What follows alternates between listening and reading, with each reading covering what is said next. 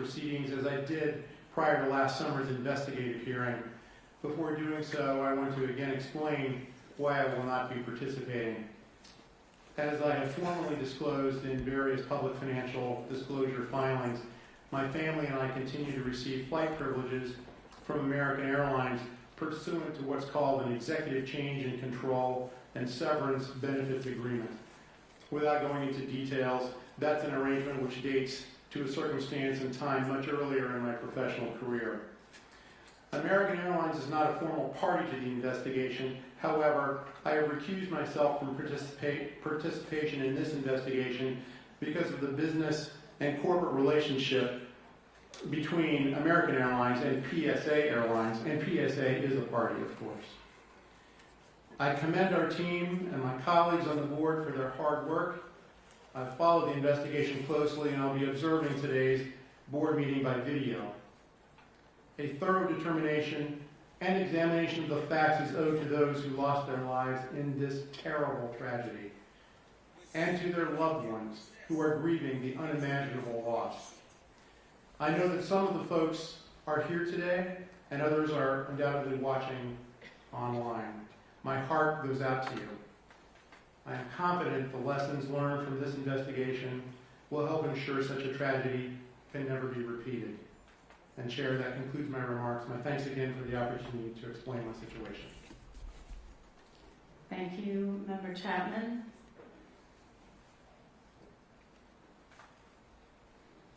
Today's meeting is open to the public in accordance with the Government and the Sunshine Act. It's the first time board members and staff have come together to discuss the draft report and to consider the proposed findings, probable cause, and safety recommendations. Before I continue, I want to pause for a safety video. Olivia?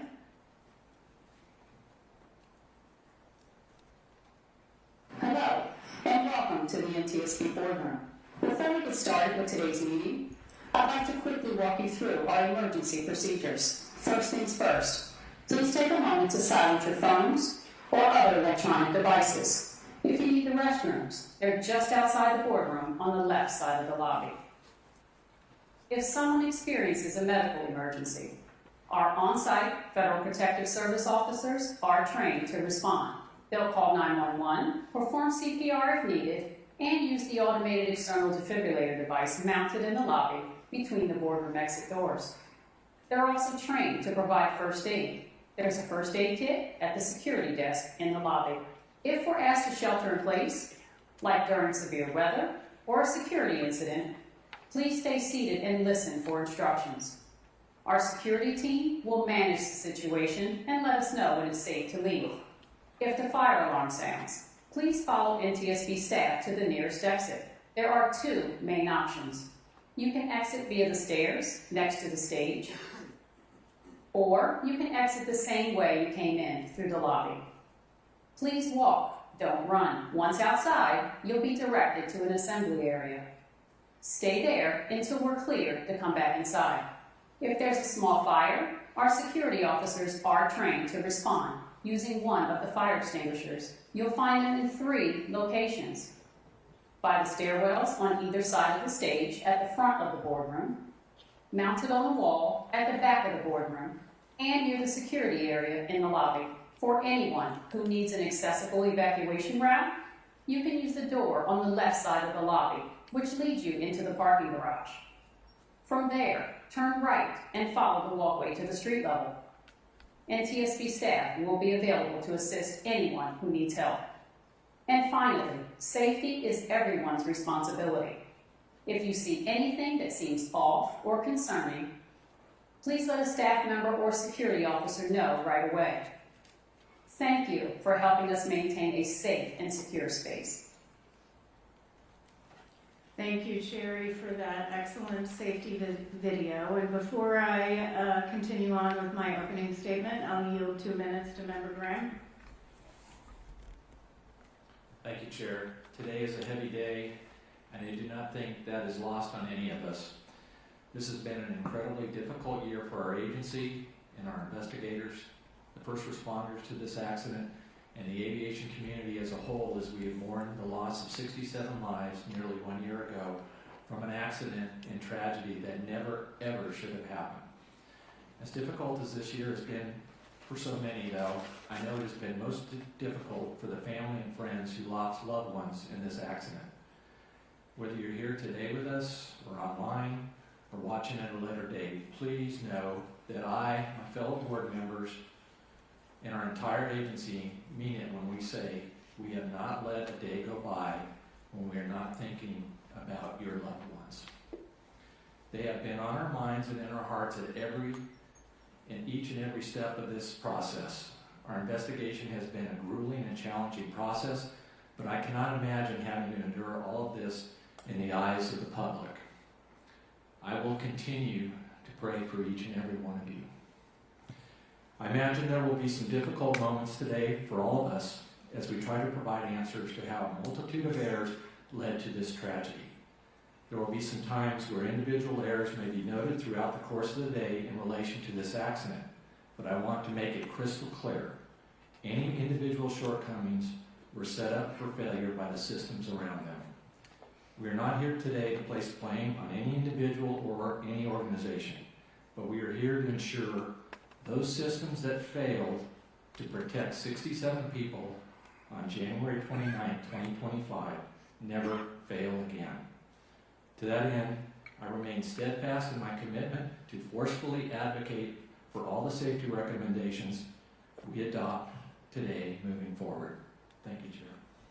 Thank you. Excellent statement. And I do want to point out this was, as I said at the initial press conference, an all hands on deck investigation and on-scene work. Member Graham, I know that you were there. You met with families, some of which are from your home. So thank you very much for your work.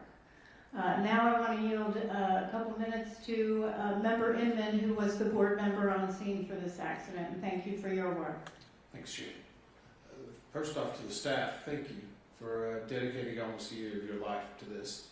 I know for many of you it has been a singular mission. For many others, they've helped and supported, so we appreciate it. It is not easy what you do, nor what you face every day. To the family members, I'm sorry. On behalf of all of us, we should not be here. I told you yesterday, none of us should be here. You would hope someday we could actually get rid of the NTSB because there was no longer a need.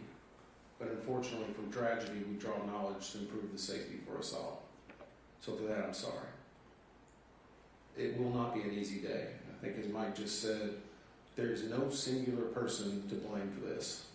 These were systemic issues across multiple organizations. And I think as you'll see, we will place a lot of the information that you're going to hear on those responsible organizations and hopefully make recommendations so that this never happens again. But while the board meeting may end today, it's not over. Tomorrow begins the advocacy. It begins the time to get the recommendations. It's the time to actually really start the hard work for a lot of people that may go on for years. But we will be with you throughout that time. We're not going anywhere. I know you're not. We're there to work with you and to help you in any way we can. So for that, again, I am sorry for us being here. I wish it did not happen. I never want to sit before another family and do the briefings like we had to do in the days after that crash. I know we cried together, and we'll probably do that again today. Thank you. Thank you, Member Inman. Appreciate that. The NTSB meets today to finalize our investigation of the Midair collision between a Black Hawk operated by the U.S. Army under the call sign PAT-25 and a CRJ 700 operated by PSA Airlines as American Airlines Flight 5342. The collision occurred on January 29, 2025 at about 8:48 p.m. Eastern Standard Time, about a half a mile southeast of Ronald Reagan Washington National Airport. Tragically, there were no survivors. The two pilots, 2 flight attendants, and 60 passengers aboard the airplane and 3 crew members aboard the helicopter were fatally injured. I want to take a moment to address the 67 people, the families and friends of the 67 people who died that day. I imagine every day since January 29th has been incredibly difficult.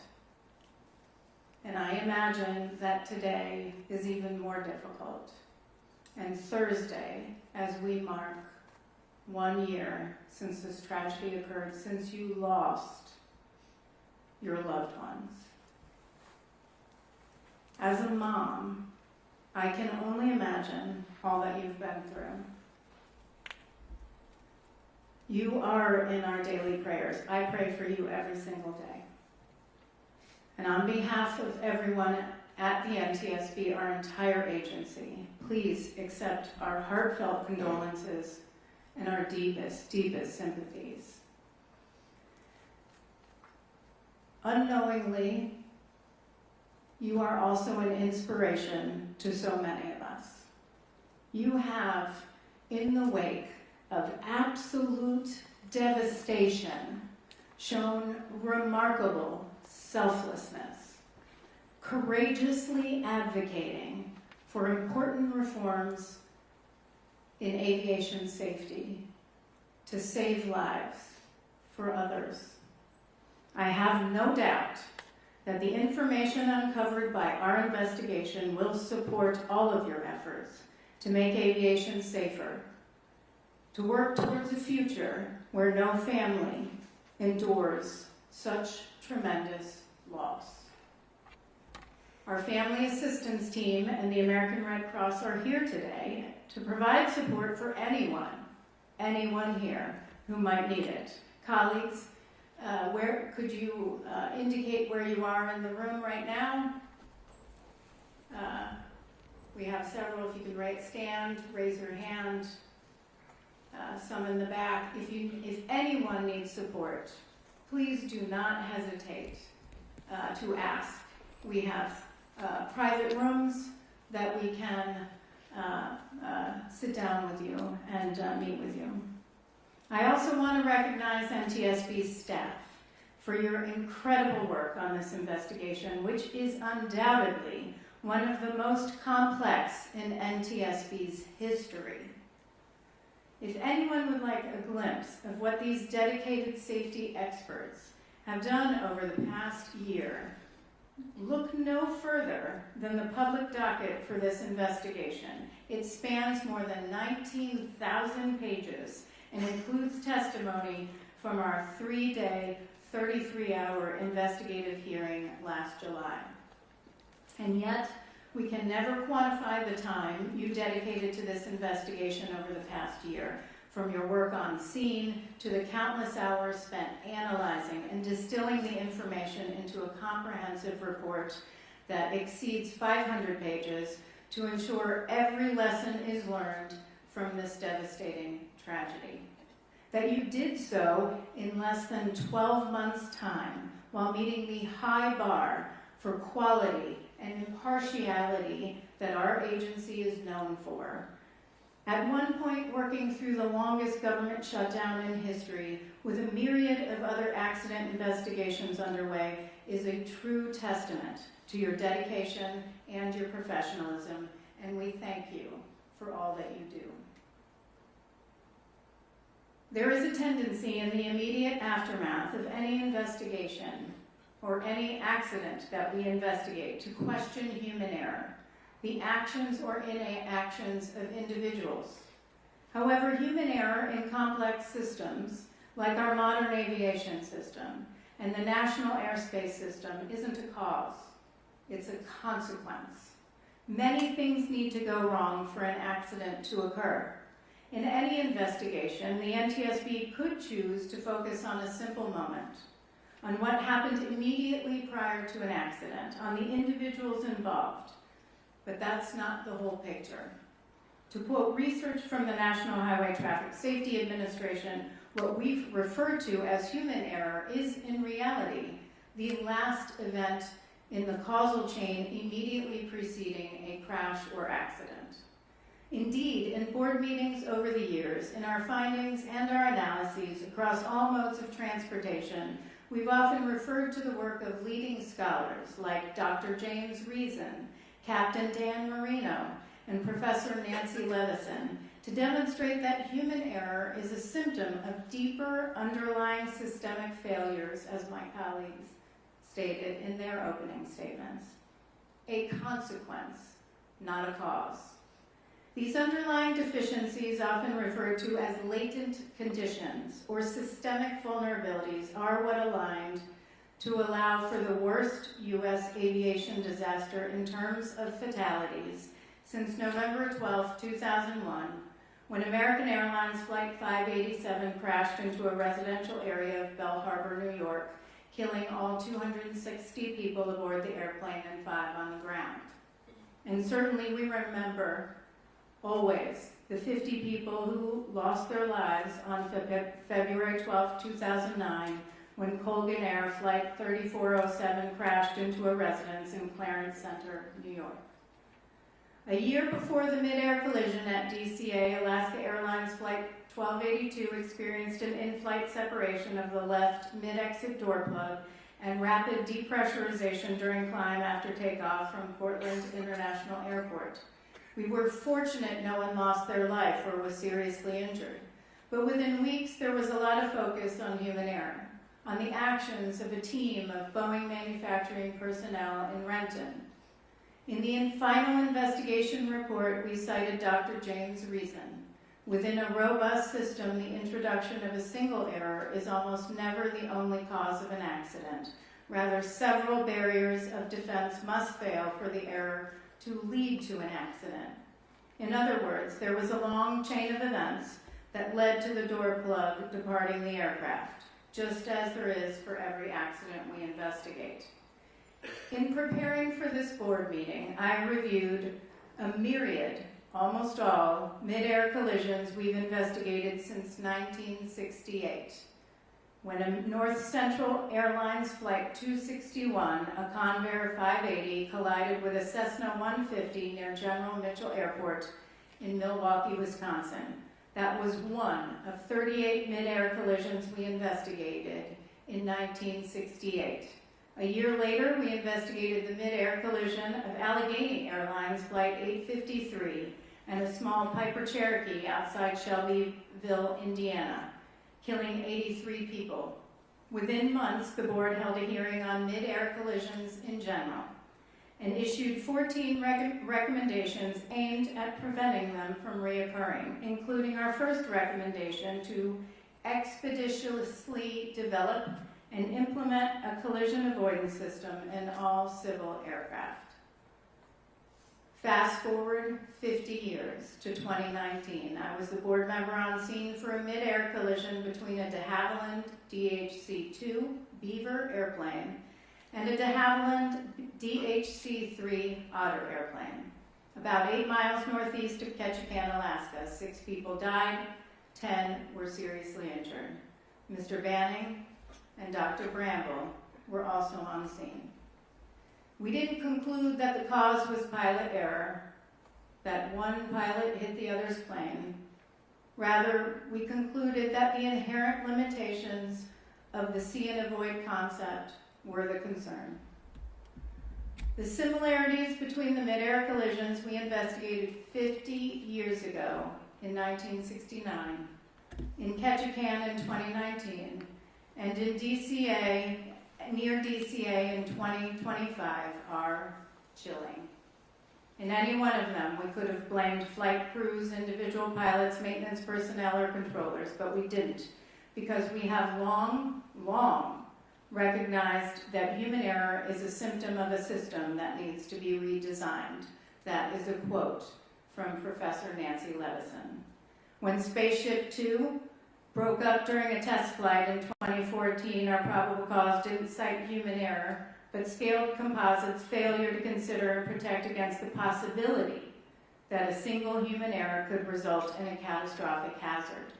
And in 2022, when an Amtrak train derailed after hitting a dump truck that was blocking a grade crossing in Mendon, Missouri, we didn't blame the driver. We found the design of the crossing was significantly flawed. It reduced drivers' ability to see approaching trains and made stopping difficult for heavy trucks. That enabled Governor Parsons to address not only the safety of that grade crossing but make improvements to 49 others across Missouri, saving countless lives.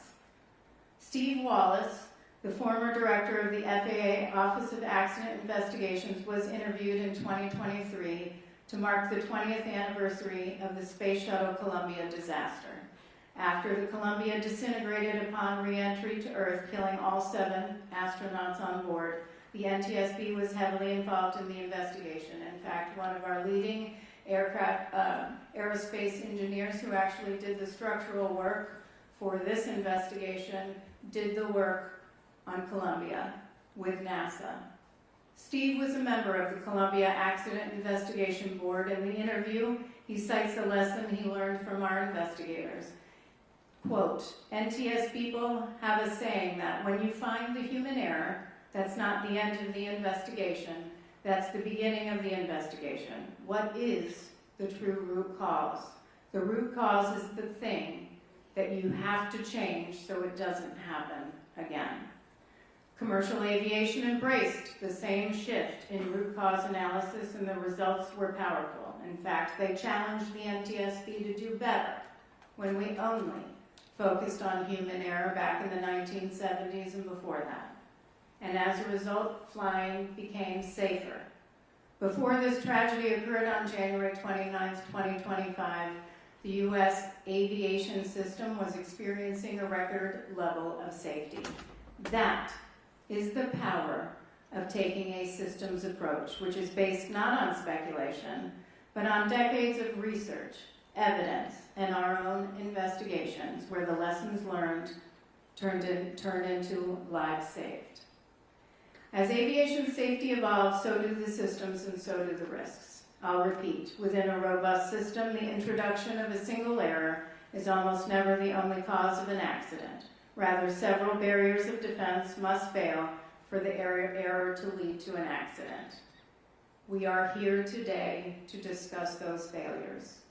Today, you will hear how deep underlying systemic failures, system flaws aligned to create the conditions that led to this devastating tragedy. From design of our airspace around DCA to the limitations of see and avoid, which we've been warning about for over 5 decades, to failures of entire organizations to evaluate and act on readily available data, heed repeated recommendations, and foster robust safety cultures, to name a few. Months ago, I received a letter from someone sitting in this audience today whose fiance was aboard 5342.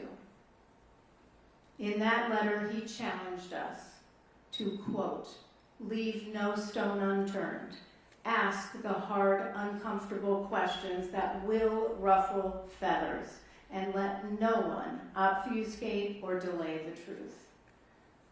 I assure you, we did just that. You will see today that we left no stone unturned.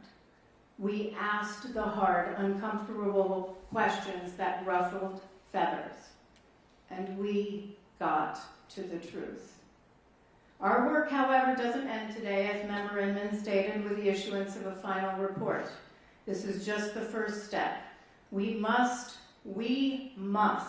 it is our duty to relentlessly, vigorously pursue safety change, which means we must do everything in our power, even ruffle feathers, to get our recommendations implemented, or this will happen again.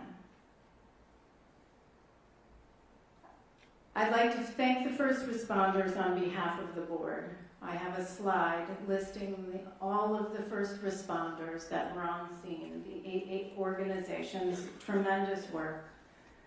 As you can see, dozens of organizations responded to the scene of this tragedy to support search and recovery efforts and assist in our investigative work. Law enforcement, fire officials, dive teams, federal, state, and local agencies we don't often talk about, but they're human too. And what they experience can also be quite difficult. So thank you, if you're listening or you're here, thank you for your public service, for your dedication, and for your heart. You embody the best. You embody the best, each of you, of what public service means. Now let's turn to today's meeting. We're going to do things a little bit differently today, as there's a lot of complex information that we have to go through. We've divided staff presentations into 3 sections, each of which will be followed immediately by board member questions. We believe this is the best way for those watching and in the room to follow along. So let me go through today's agenda. Media will want to get their little pens out. You'll know, look, they are all actually doing it right now. Okay. So in a moment, Brian Curtis, our Deputy Managing Director for Investigations, will introduce the staff. Then we have 75 minutes of staff presentations, starting with our investigator in charge. Then we will move to air traffic control. We will discuss air traffic control and human performance. And then we will go through air traffic control post-accident drug and alcohol testing. We will then have 45 minutes or so of board member questions. And then we will take a break, a 15-minute break, which should occur somewhere around 11:30. We will then move into a second group of staff presentations. That will take about 45 minutes. We'll start with collision avoidance and NTSB, move into helicopter operational factors, and then move into human performance. Then there will be 45 minutes or so of board member questions just on that section and relevant material in our docket and the draft board report. Then we will break for lunch. I imagine, assuming everything goes right, and I mean that we don't lose heat or video, that I'm probably doing just now, we'll go for a lunch break. That should occur shortly after 1 o'clock. We'll have an hour for lunch. I want to make sure that our staff, most importantly, has the break they need to eat, to get water or Gatorade, and to regroup before the next portion of the board meeting. So after lunch, we'll come back around a little bit after 2 o'clock. Then we'll go through staff presentations focused on safety management systems, safety culture, and safety data. After that, we'll have board member questions focused just on that portion, on that presentation, and relevant material in the docket and the board report. Then we'll go to a 15-minute break. That should be slightly after 3 o'clock. And then we'll go through the proposed findings, the proposed probable cause, and the proposed recommendations, as well as the draft report. Mr. Curtis will be supplied with a lot of water because he will be doing a lot of reading, from what I understand. His reading alone on the findings, probable cause, and recommendations in total will take about 1 hour and 10 minutes. That's not even considering the time that we'll have for deliberation. We have numerous findings and numerous recommendations. And after that, I'll have a brief closing statement, and then we'll adjourn. Okay, so I'll now turn it over to Mr. Curtis, our Deputy Managing Director for Investigations, to introduce the NTSB team. Thank you. Good morning, Chair, and good morning to the board. I'll now introduce staff for today's meeting. Unless otherwise noted, staff are from the Office of Aviation Safety. In the front row to my right, Tim LeBaron, Director for the Office of Aviation Safety. Bryce Banning, Investigator in charge for this investigation. Brian Soper, Air Traffic Control. Dr. Catherine Wilson, Air Traffic Control and Human Performance. Dr. Tarang Kayagil, Medical from the Office of Research and Engineering. Behind me in the second row left to right, Jennifer Adler, Director for the Office of Safety Recommendations and Communications. Tom McMurray, General Counsel for the NTSB. Carl Schultheis, Vehicle Performance Chief from the Office of Research and Engineering. Allison Diaz, Report Writer. Sarah Lewis, Air Traffic Control. And Marie Moeller, Aircraft Performance from the Office of Research and Engineering. And in the third row, left to right, Olivia Fowler, Audiovisual for today's meeting. Chihoon Shin, Helicopter Operations. Mike Richards, Meteorology. John O'Callahan, Aircraft Performance from the Office of Research and Engineering. And Nathaniel Hoyt, Recommendations from the Office of Safety Recommendations and Communications. Additional staff present to answer questions from the board today: Captain Van McKinney, Helicopter Operations; Dr. Jenna Price, Safety Data from the Office of Research and Engineering; Dr. Bill Bramble, Human Performance; Michael Portman, Recorders from the Office of Research and Engineering; Caleb Wagner, Systems; Captain Rocky Stone, Airplane Operations; and Dr. Lauren Groff, Safety Data from the Office of the Managing Director. The presentations will begin now with an investigation overview by the investigator in charge, Bryce Banning. Mr. Banning.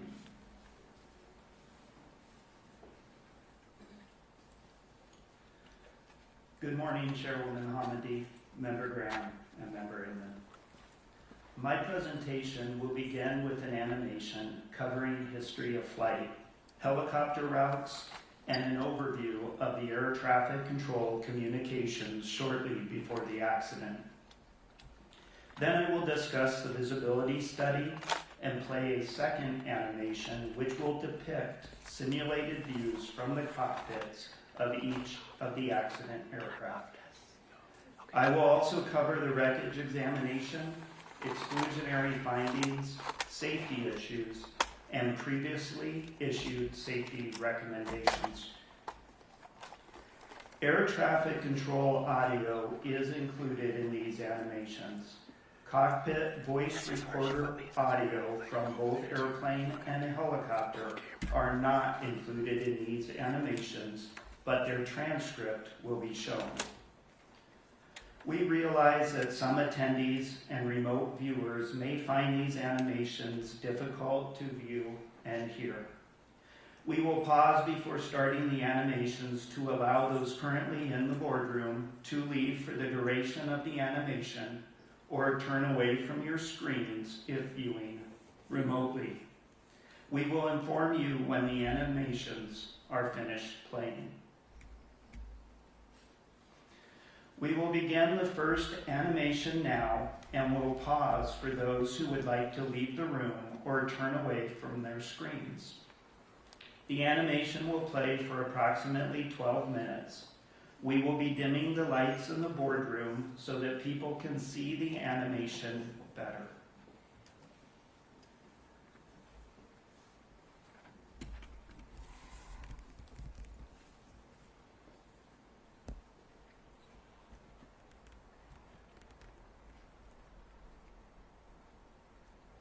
On January 29, 2025, about 8:48 p.m. Eastern Standard Time, a Sikorsky UH-60 Lima helicopter operated by the United States Army and a PSA Airlines CRJ-700 collided in flight approximately 1/2 mile southeast of Ronald Reagan Washington National Airport, or DCA.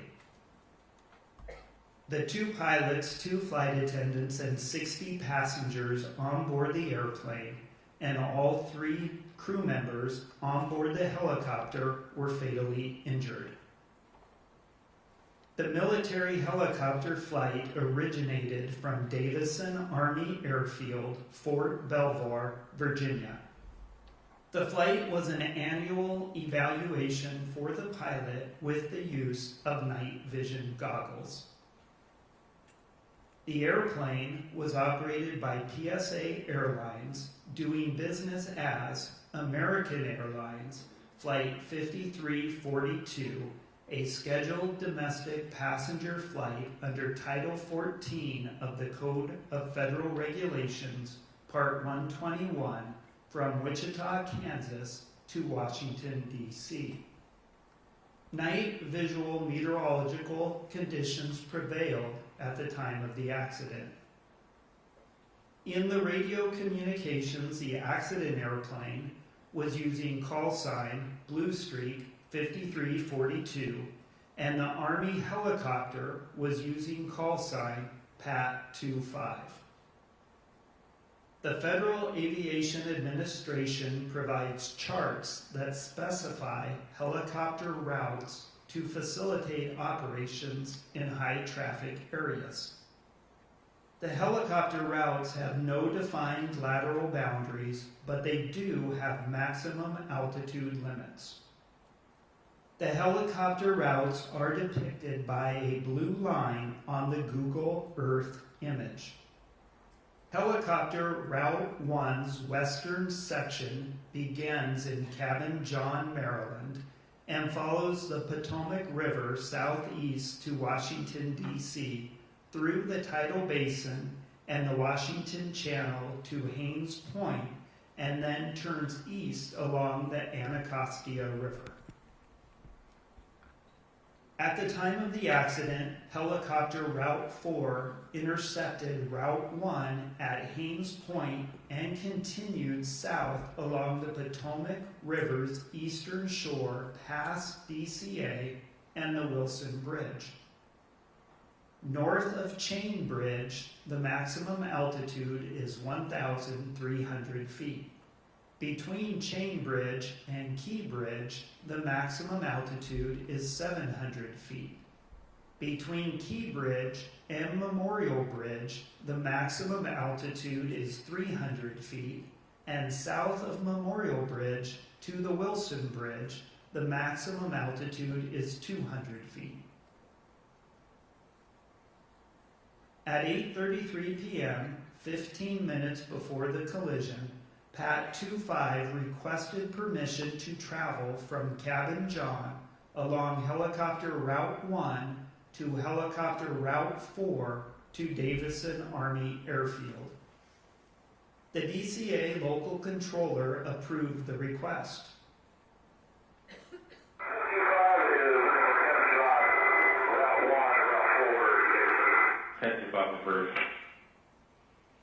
There was no communication between Pat 25 and the DCA local controller for 12 minutes.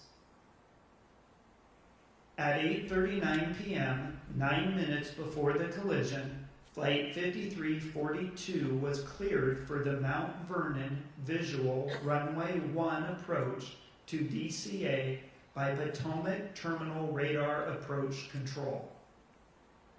Select in-cockpit communications between the instructor and the pilot in Pat 25, primarily about altitude, will be shown on a black background in the animation. At 8:43 p.m., 5 minutes before the collision, Flight 5342 was handed off to the DCA Tower Local Controller. The local controller asked the crew of Flight 5342 if they could switch their approach from runway 1 to runway 33. Bushir 5342, Washington Tower 1 star 32017, code 25. You take runway 33. The crew accepted the change and they were cleared to land on runway 33. This magnified satellite photograph shows the locations of runway 1 and runway 33 at DCA. Yeah, we can do runway 33. Bushir 5342, that's Wilson Bridge, change start for runway 33, runway 33, this one. Change runway 33, runway 33. There was no further communication between the local controller and the crew of Flight 5342 before the collision.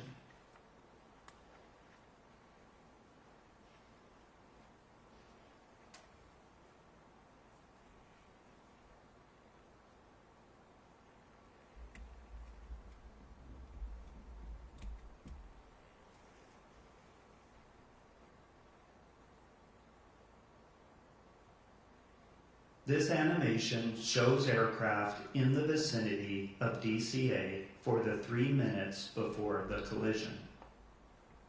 The local control and helicopter control positions were combined, and the local controller was communicating with 6 airplanes and 5 helicopters. Communications took place on an airplane radio frequency and a helicopter radio frequency.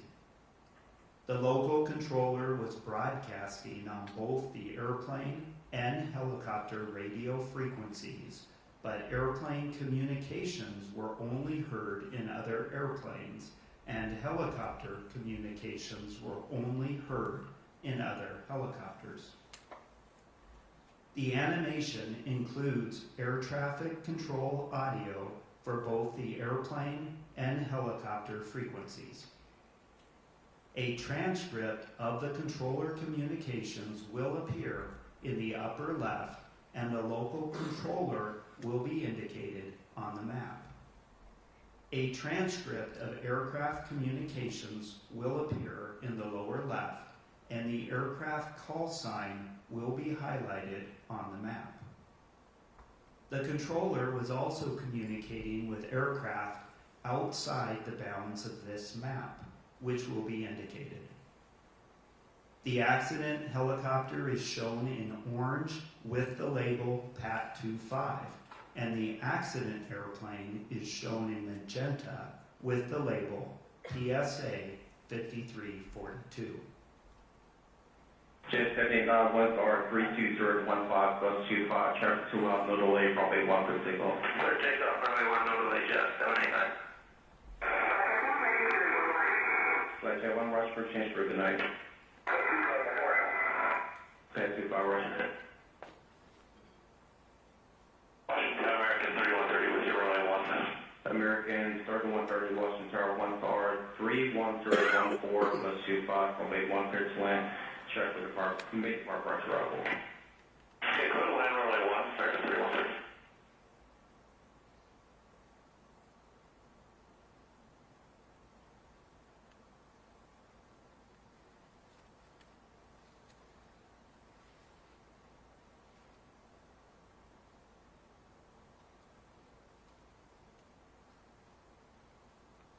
Jet 789, contact on March, good day. Okay. American 7130, full final. American 313. Head 25, traffic just off the Wilson Bridge to CRJ at 1,200 feet, start runway 33. This is Bridge Group. American 1630, tower runway 1, off way, traffic direct, start runway 33, this shut 16 on column. Left right, runway 1, American 1630.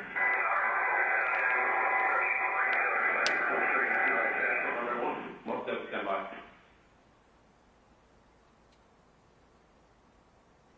307. Keep rolling out to November, ground point in the day. November, 307.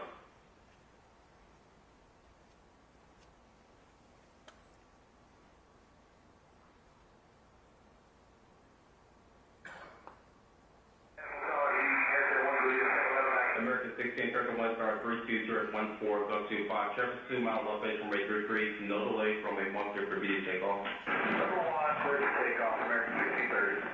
Most 7 surplus. Most of you said Rockford Zone 6. Most 7 first.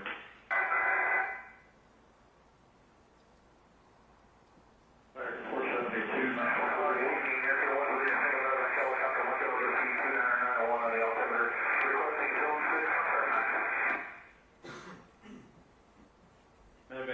1, Washington Tower, there's also Commodore 2990.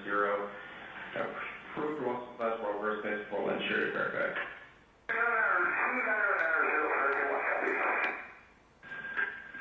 Head 25, is CRJ in play?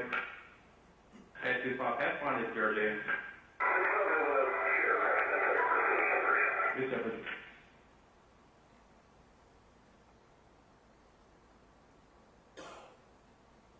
American 472, my pass number. American 472, Washington Tower, 1 star 32017.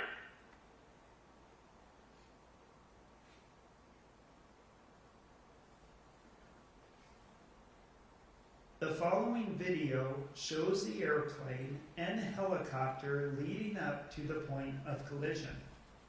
The video was recorded by a camera located near the approach end of runway 33 at DCA, oriented to the south. The video shows the night lighting conditions and the appearance of the aircraft lights against the cultural lighting of this city. Aircraft lined up on approach to DCA can be seen in the right corner of the screen. The flashing lights identify the touchdown zone of runway 33's landing threshold. Flight 5342 is visible in the upper left corner as it approaches runway 33. PAT 25 appears from the left side of the screen, moving to the right as the two aircraft cross flight paths.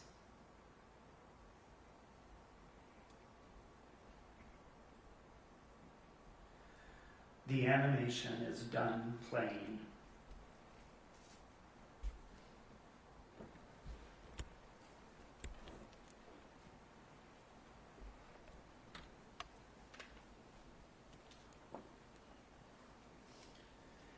A visibility study documents the location, size, and movement of other aircraft in each respective pilot's field of view, and how the aircraft structure might limit that field of view. Human performance investigators can determine how conspicuous each aircraft would be to the flight crew and how that impacts their see and avoid task. The visibility study faced additional challenges due to the night conditions and use of night vision goggles by the helicopter crew. As we will discuss, it is difficult to accurately represent how the night lighting or cultural lighting looked to the crews at the time of the accident. Investigators documented the cultural lighting around DCA in a series of night observation flights conducted on March 27th and 28th of 2025. We chose these observation dates to replicate the conditions on the night of the accident. Crews flew the accident flight paths individually using exemplar aircraft which were observed by human performance, operations, and air traffic control investigators. We recorded the view in both videos and photos from each aircraft, the air traffic control tower, and on the ground. This documentation was used to determine which available flight simulator program best represented the cultural lighting at the time of the accident and informed the human performance analysis. Shown is a video frame recorded from the cockpit of the CRJ night observation flight when turning onto final for runway 33. This captures a view of the cultural lighting in the DC area. However, no device records exactly how the human eye sees a scene. These types of images from various recording devices and the impressions of the human performance, operations, and air traffic control investigators from the night observation flights were used together to inform the analysis of the difficulty of the see and avoid task. The visibility study recreates the view from the cockpit and includes what the airplane structure would obscure. The photo on the left is of a CRJ 700 cockpit and labels the four cockpit windows: left window, left windshield, right windshield, and right window, and indicates the location of the captain, who was the pilot flying, and the first officer, who was the pilot monitoring. The image on the right shows the field of view of the captain looking forward through the left windshield. The light gray mask indicates how the structure of the airplane would have obscured some of the view. The night imagery is from Microsoft Flight Simulator 2024, and the simulated view shown is from 35 seconds before the collision. The location of PAT 25 is circled, but it is difficult to detect and identify against the cultural lighting of Washington, D.C.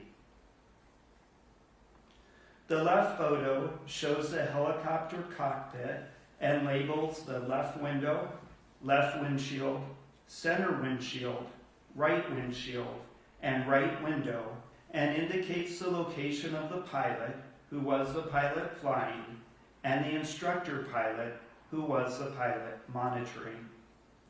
The image on the right shows a view of the instructor pilot in the right seat looking forward. In addition to the aircraft structure, the image on the right includes a mask of the night vision goggle view looking straight ahead. While the NVGs are binocular, the brain merges the image into a single circular view. In this image, the NVG view is shown as white phosphor, but the animation will show a green phosphor display. Both types of NVGs were available to the crew.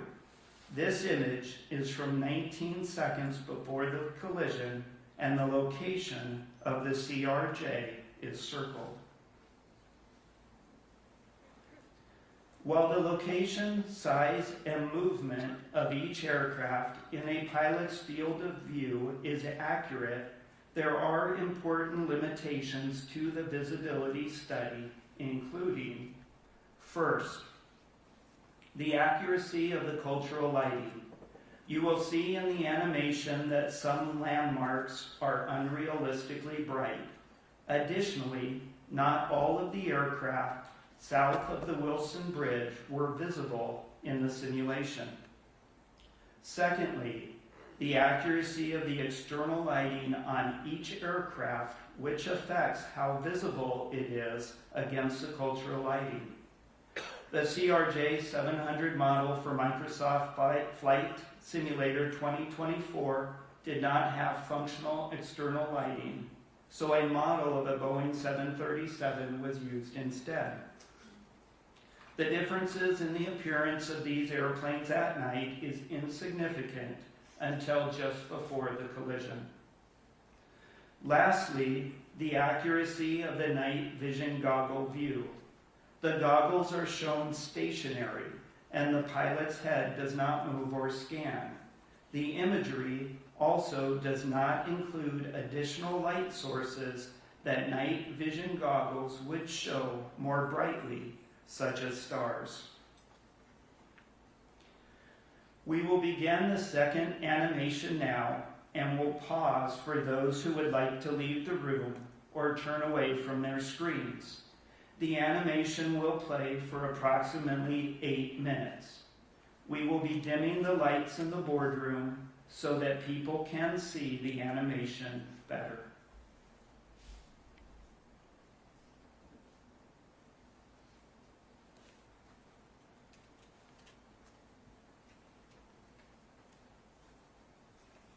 This animation presents a simulated view from the right seat of the helicopter.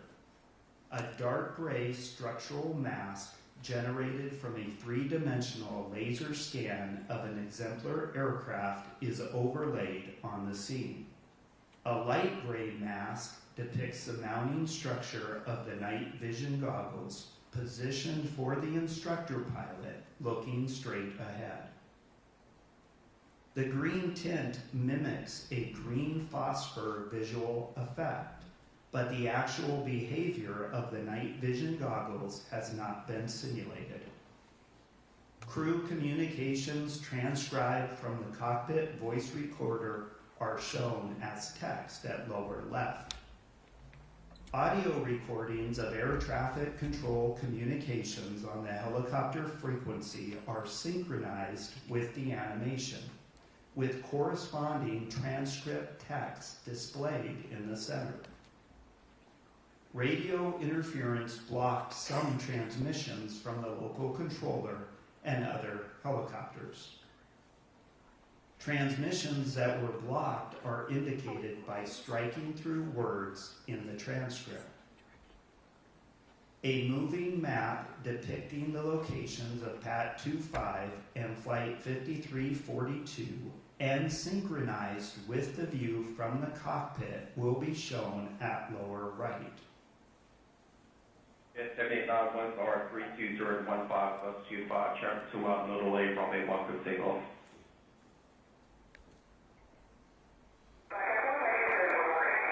Flight 1 rush for change for good night. Pass 25 rush.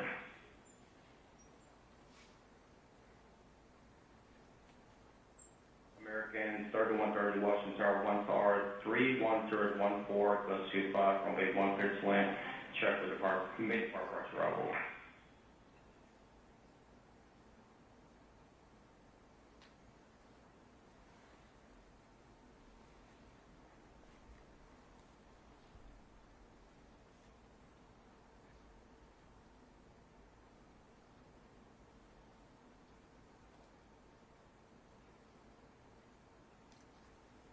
Yes, 789, contact on March, good day. American 7130 is close final. Pass 25, traffic just off the Wilson Bridge to TRJ at 1,200 feet, start runway 33. This is Fresh Group. American 1630 tower runway 1 off void, traffic throughout start runway 33, this shut 16 off final.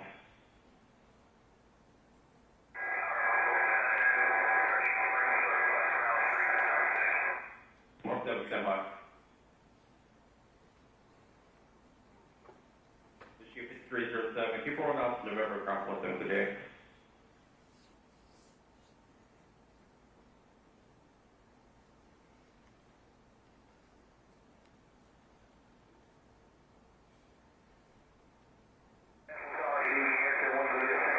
American 1631 star 32014 plus 25, traffic 2 mile elevation rate 33, no delay from a 1 clear for B to take off. 1 7 surplus. Most of you said Rockford is on 6. Most 7 proof.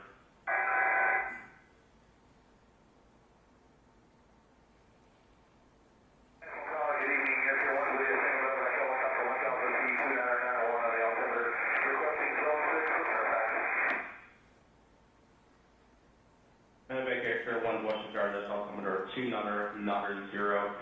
Approved Russell class Rover, space for Lynn Sherry Fairfax.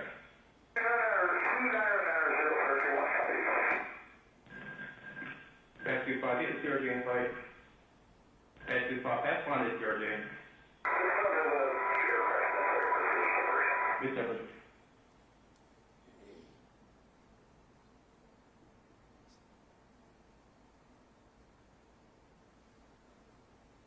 Director 472 Washington Tower 1 star 32017.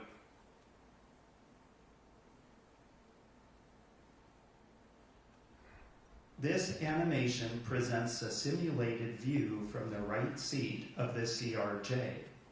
A dark gray structural mask generated from a three-dimensional laser scan of an exemplar aircraft is overlaid on the scene.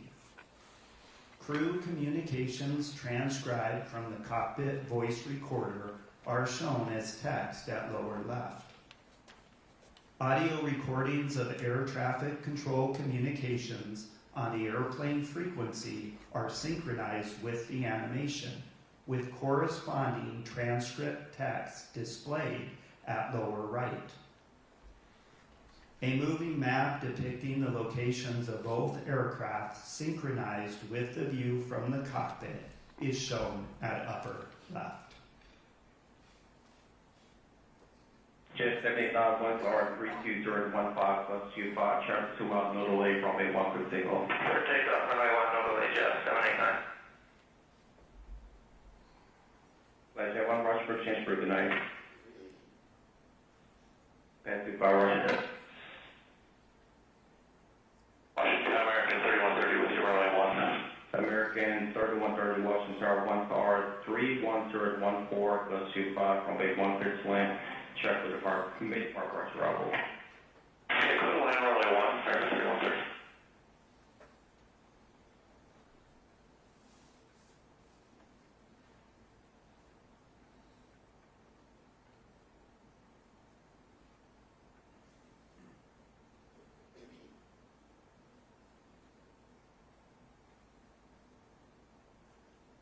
Yeah, 789, contact on March 2 day. Okay. American 7130, close phone. Well, American 313. Pass 25, traffic just off the Wilson Bridge to TRJ at 1,200 feet, start runway 33. Just a fresh route. American 1630, tower runway 1, left void, traffic throughout, start runway 33, just check 16 off phone. Left right, runway 1, American 1630. 472 by Castle, runway 1. Mark 7, stand by. Issue 5307, keep rolling out to November, ground 17 today. November 307.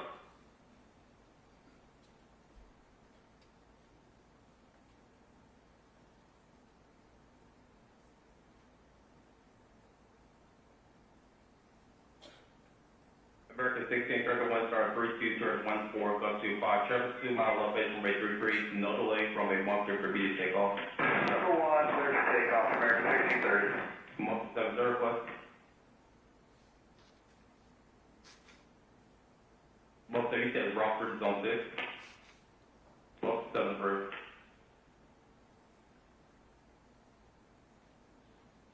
American 4782, non-residential 1.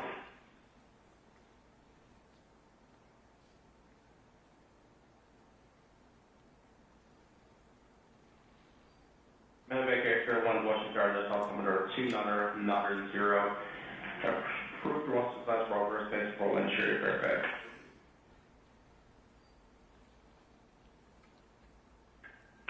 Pass 25, hit the CRJ in flight. Pass 25, pass 1 is CRJ. Reset.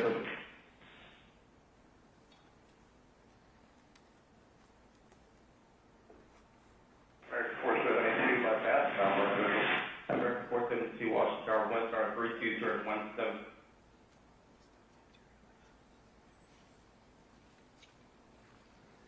The animation is done playing.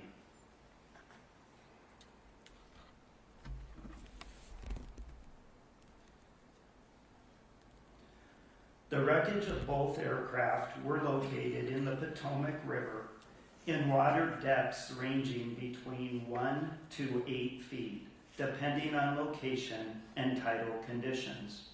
About 90% of the structure of both aircraft were recovered.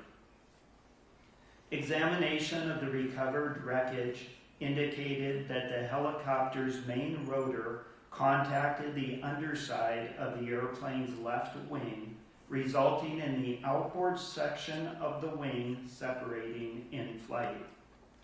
Video evidence showed both aircraft rapidly descending and impacting the water after the collision.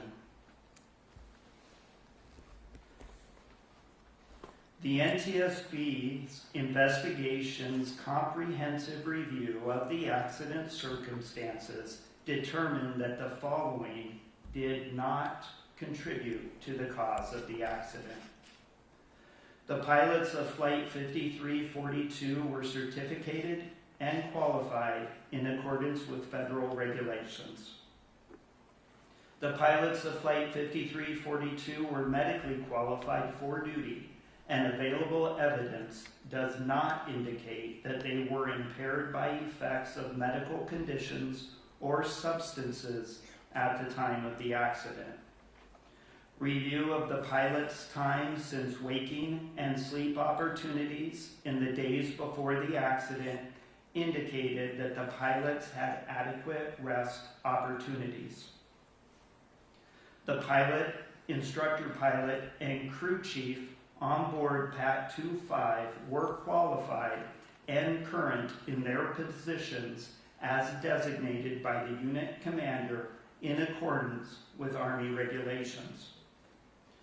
The pilot, instructor pilot, and crew chief were medically qualified for duty, and available evidence does not indicate that they were impaired by effects of medical conditions or substances at the time of the accident. Review of the 3 crew members' time since waking and sleep opportunities in the days before the accident indicated that the crew had adequate rest opportunities. Both aircraft were properly certificated, equipped, and maintained. The operations supervisor and 4 controllers who were working in the DCA Air Traffic Control Tower cab at the time of the accident were certificated and current in accordance with federal regulations. The local controller, assistant local controller, and operations supervisor were medically qualified for duty, and available evidence does not indicate that they were impaired by effects of medical conditions at the time of the accident. Review of the local controller, assistant local controller, and operations supervisor's time since waking and sleep opportunities in the days before the accident indicated that the controllers had adequate rest opportunities. A review of observations recorded throughout the night of the accident revealed no evidence of any local atmospheric pressure anomalies that would have impacted barometric altimeter readings. The investigation explored multiple safety issues.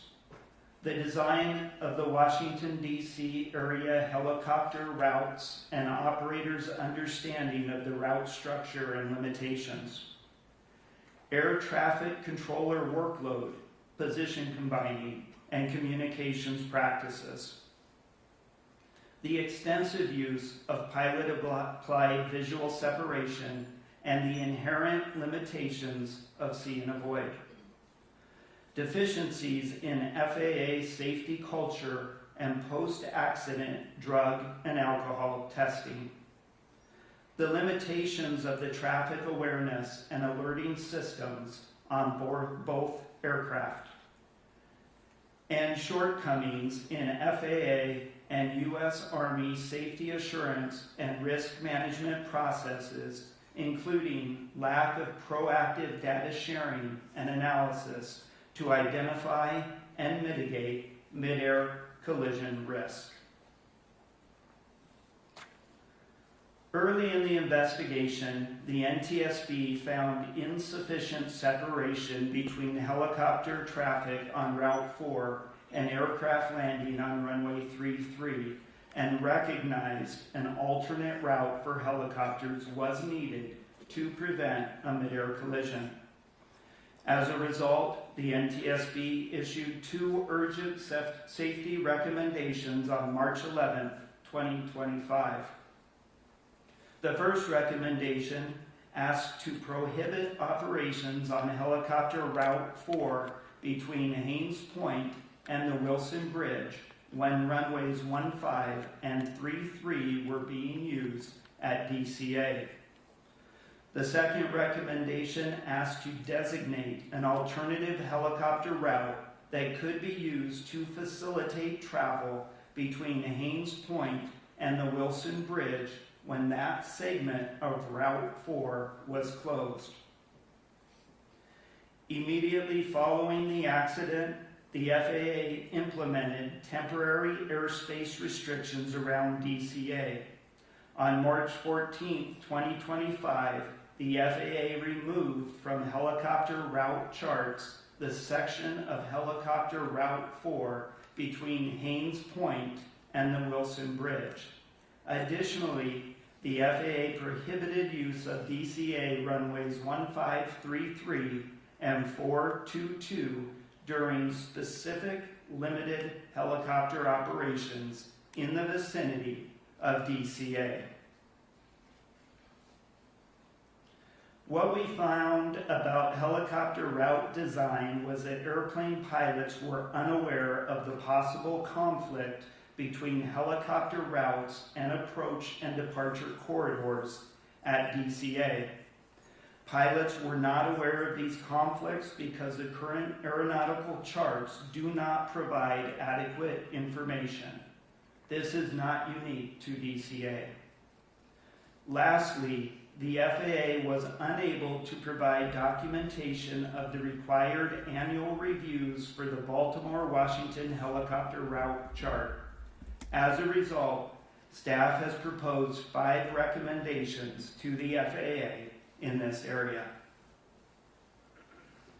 The following 3 slides list the names of the NTSB staff that supported the accident investigation.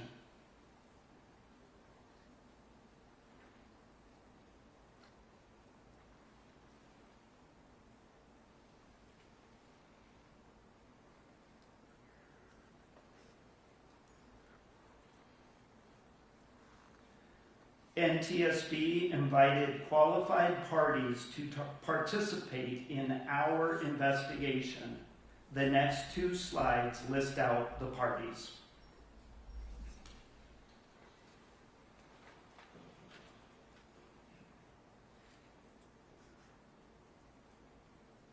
In accordance with the provisions of Annex 13 to the Convention on Civil Aviation, the Transportation Safety Board of Canada, representing the state of design and manufacture of the airplane, provided an accredited representative.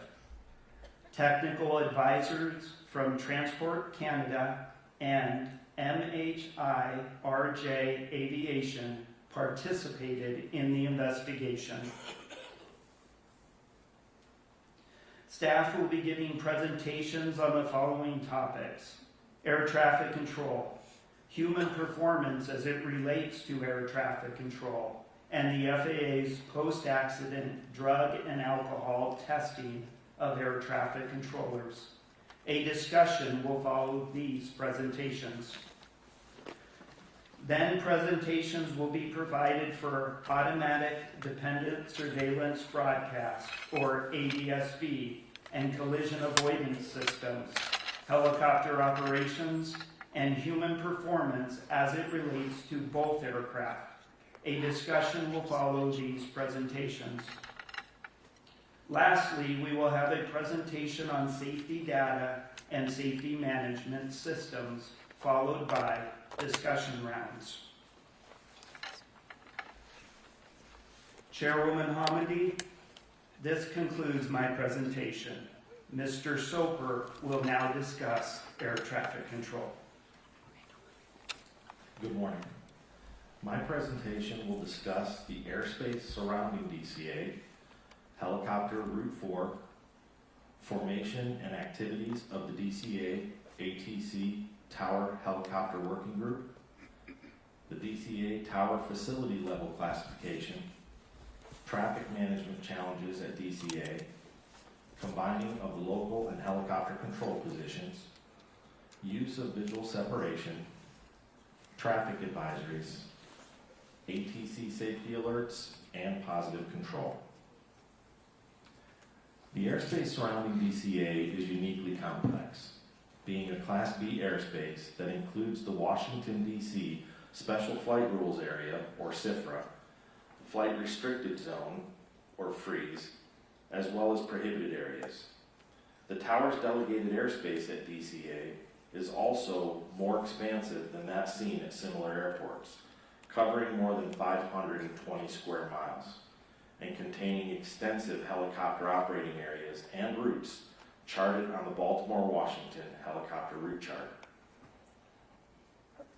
Helicopter Route 4 was established in 1986 in the first edition of the Baltimore-Washington helicopter route chart and had changed very little since that time.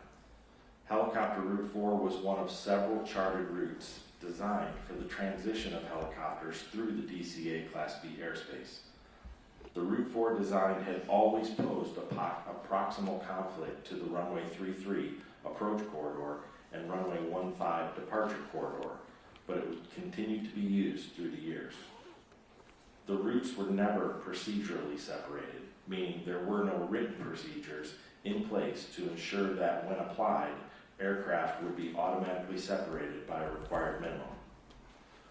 While we learned from the FAA during the investigative hearing that these routes were never constructed to provide or ensure separation, we also learned that there was a lack of clear and consistent understanding and varied interpretations across user groups. The DCA ATC Tower Helicopter Working Group was formed as a direct result of a significant near-midair collision in 2013 between a helicopter and an airplane in the very same location of this accident. The working group was composed of ATC personnel from DCA Tower only, with local helicopter operators being invited as necessary to address identified safety concerns as they arose. The working group proposed several recommendations to the FAA, including one to remove or relocate Route 4 in order to deconflict with the runway 33 approach corridor and runway 15 departure corridor, as well as the addition of hotspots to aeronautical charting to bring awareness to pilots about the increased risk potential when operating in these areas of the proximity events. The FAA chose not to act on the working group's recommendation to remove or relocate Route 4. Additionally, the FAA rejected the working group's recommendation to add hotspots to helicopter route charts. In 2018, due to a change in the method in computing facility-level traffic counts, DCA Tower was downgraded from a Level 10 to a Level 9 facility.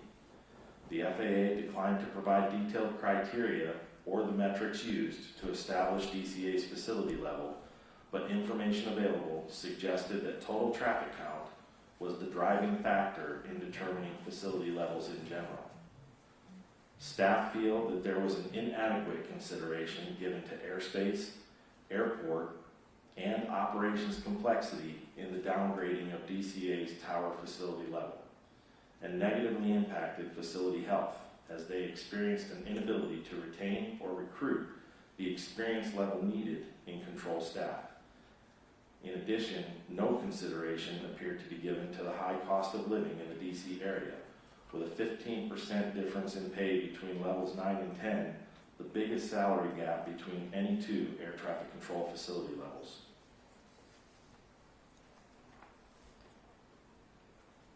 We found that DCA Tower had significant airfield, airspace, and mixed fleet operations complexities that were inconsistent with their current facility level.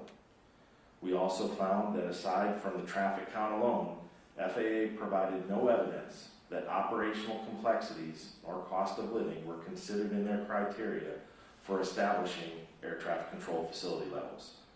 Staff have proposed 2 recommendations to the FAA in this area.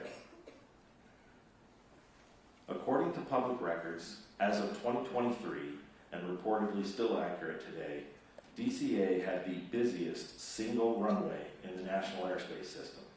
Total operations exceeding those documented at airports including Chicago O'Hare, Los Angeles, Dallas-Fort Worth, and LaGuardia.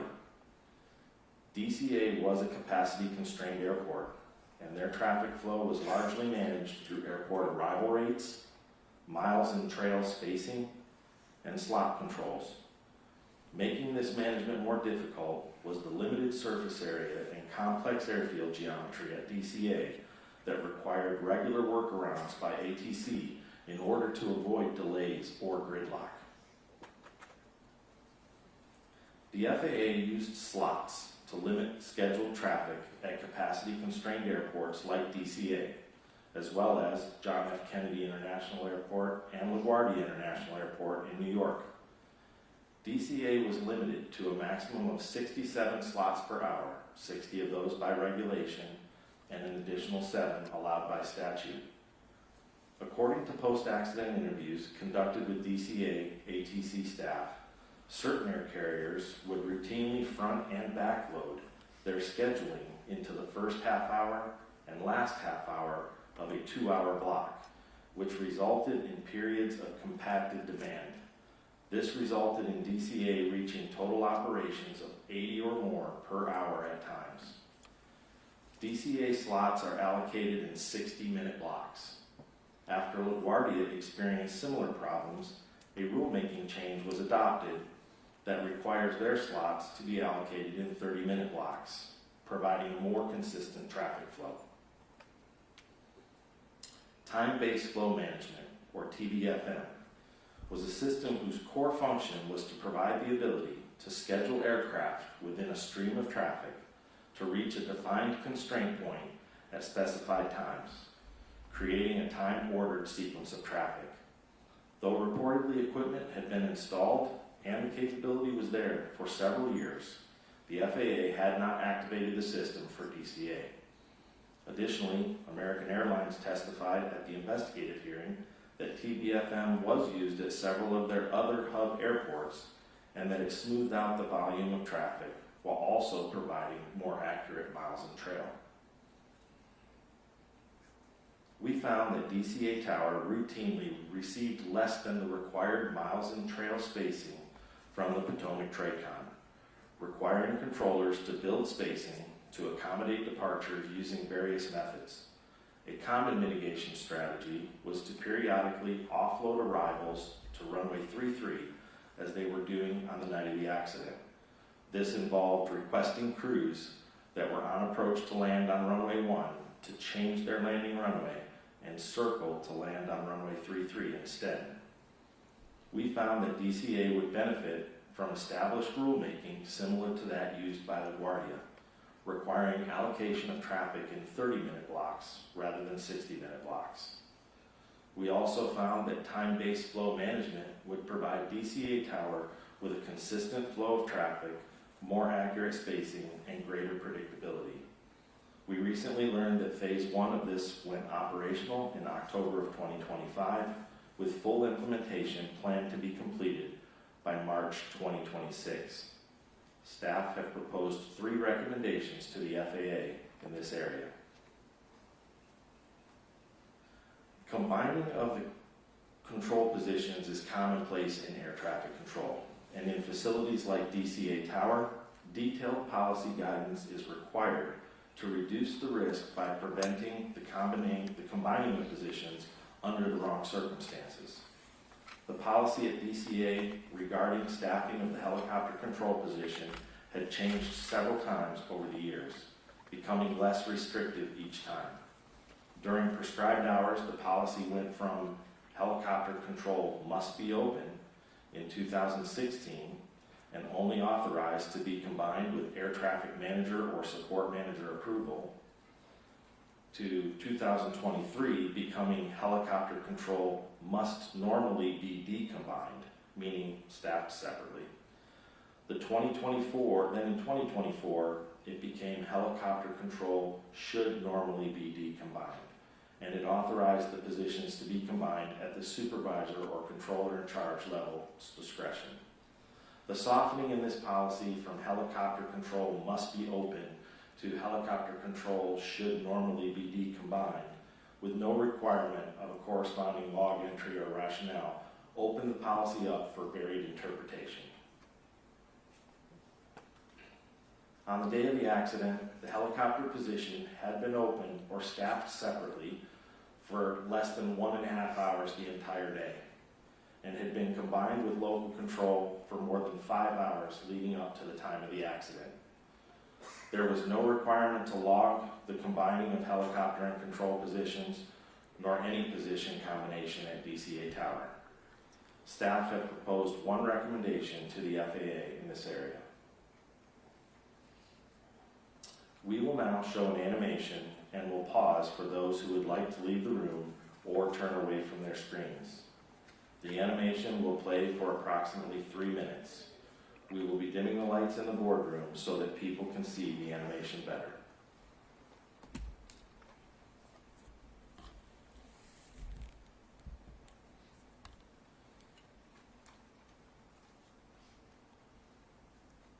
This photograph from the interior of the DCA Air Traffic Control Tower shows the view to the southeast across the Potomac River. Traffic displays can be seen overhead. The traffic displays can be moved to suit the needs of the staff in the tower. This animation presents a simulated view from the tower. The point of view was based on the local controller's recollection of his position. The local controller could have changed position or orientation slightly on the night of the accident.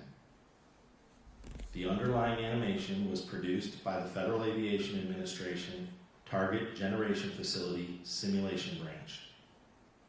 A dark gray structural mask generated from a three-dimensional laser scan of the tower conducted by NTSB staff is overlaid on the scene. Audio recordings of air traffic control communications are synchronized with the animation. Local controller broadcasts are shown in text at lower left. Aircraft broadcasts are shown in text at lower right.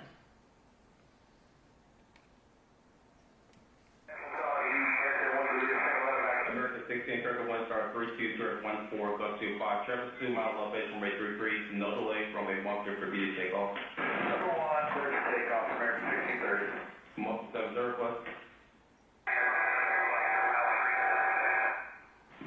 Most of you said Rockford Zone 6. Most 7 approved.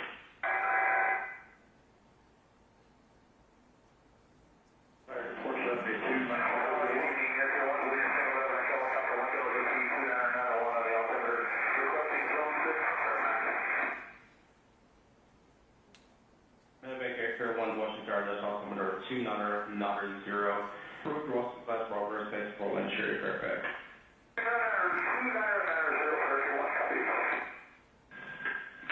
Pass 25, get the CRJ in flight. Pass 25, pass 1 is CRJ. Yes, sir.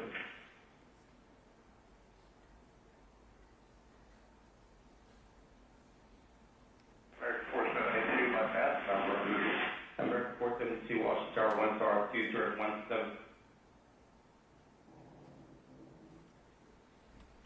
The animation has completed playing.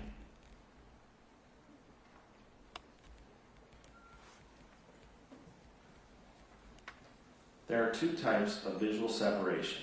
Tower applied, where the tower controller sees the involved aircraft and issues positive control instructions to effect separation.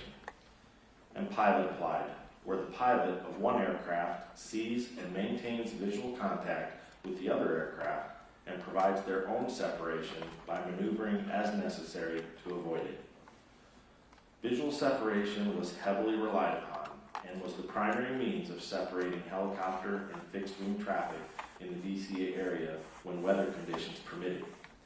To not increase controller workload, traffic congestion, and traffic complexity, controllers were motivated to and routinely authorized visual separation for helicopters transiting the DCA airspace, and helicopter crews were encouraged to request visual separation as early as possible.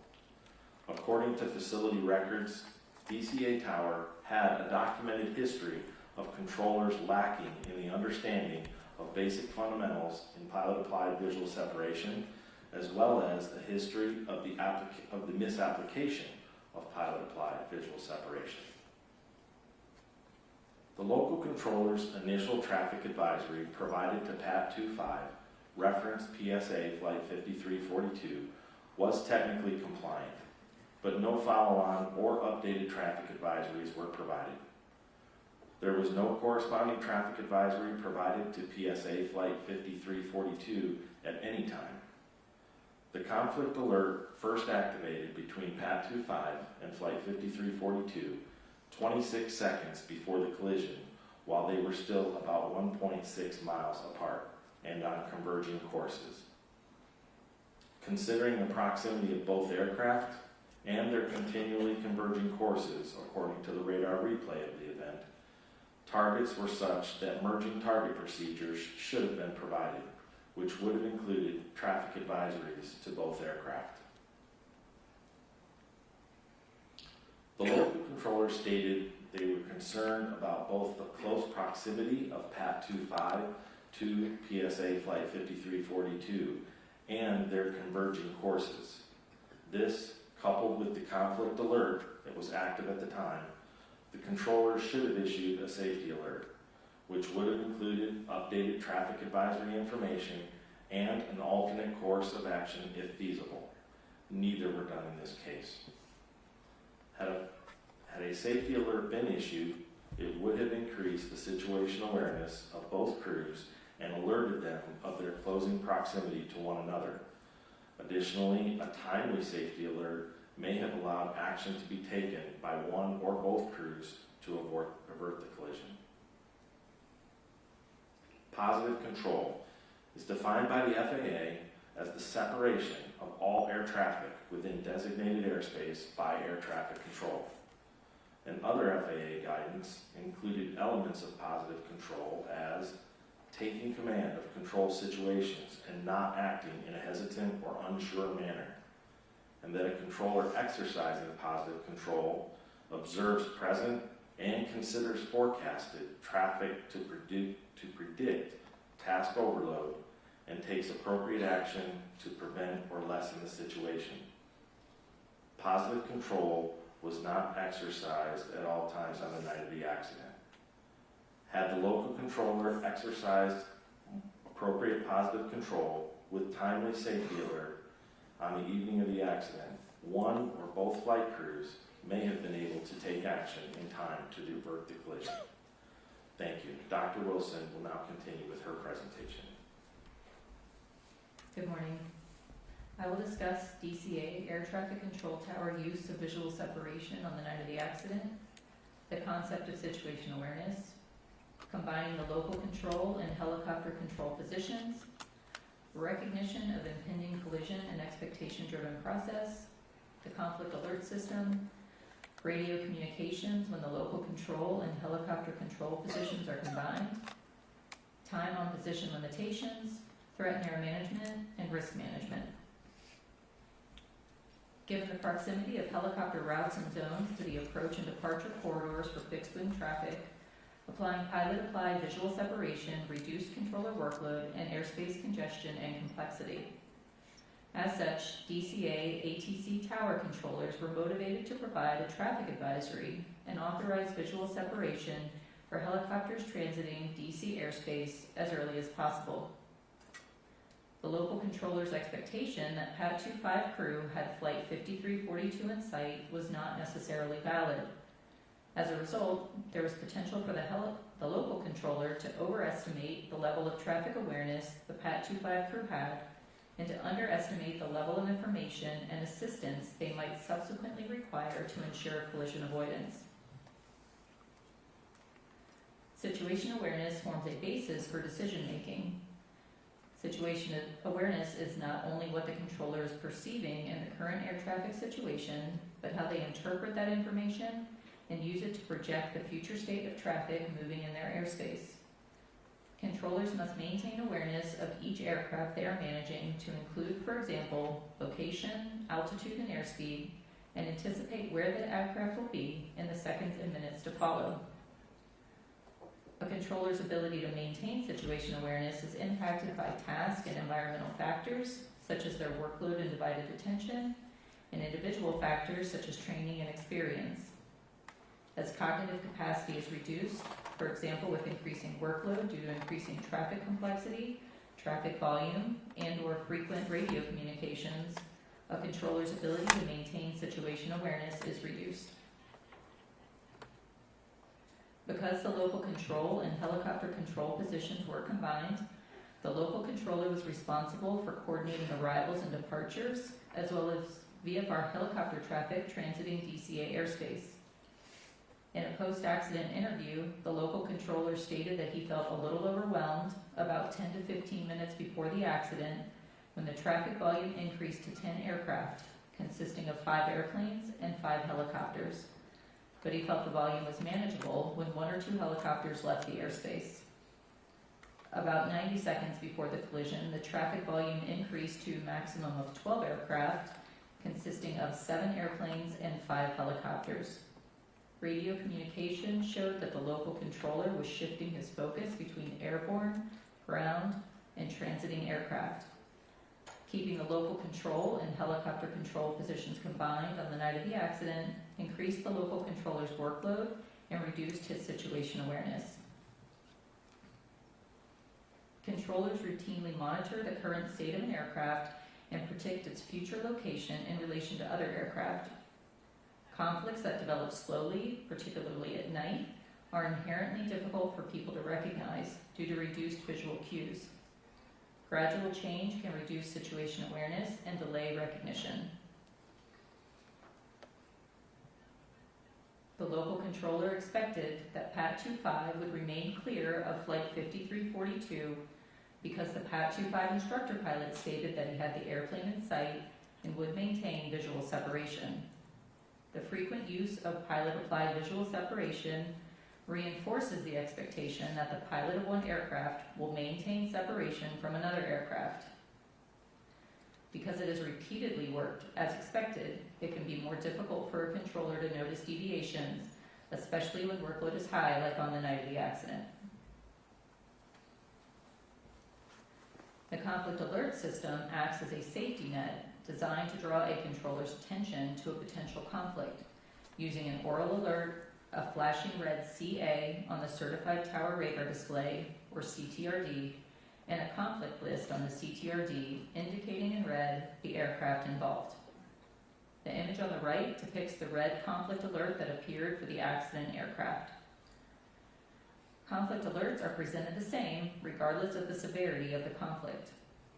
Conflict alert activation is common at DCA ATC Tower.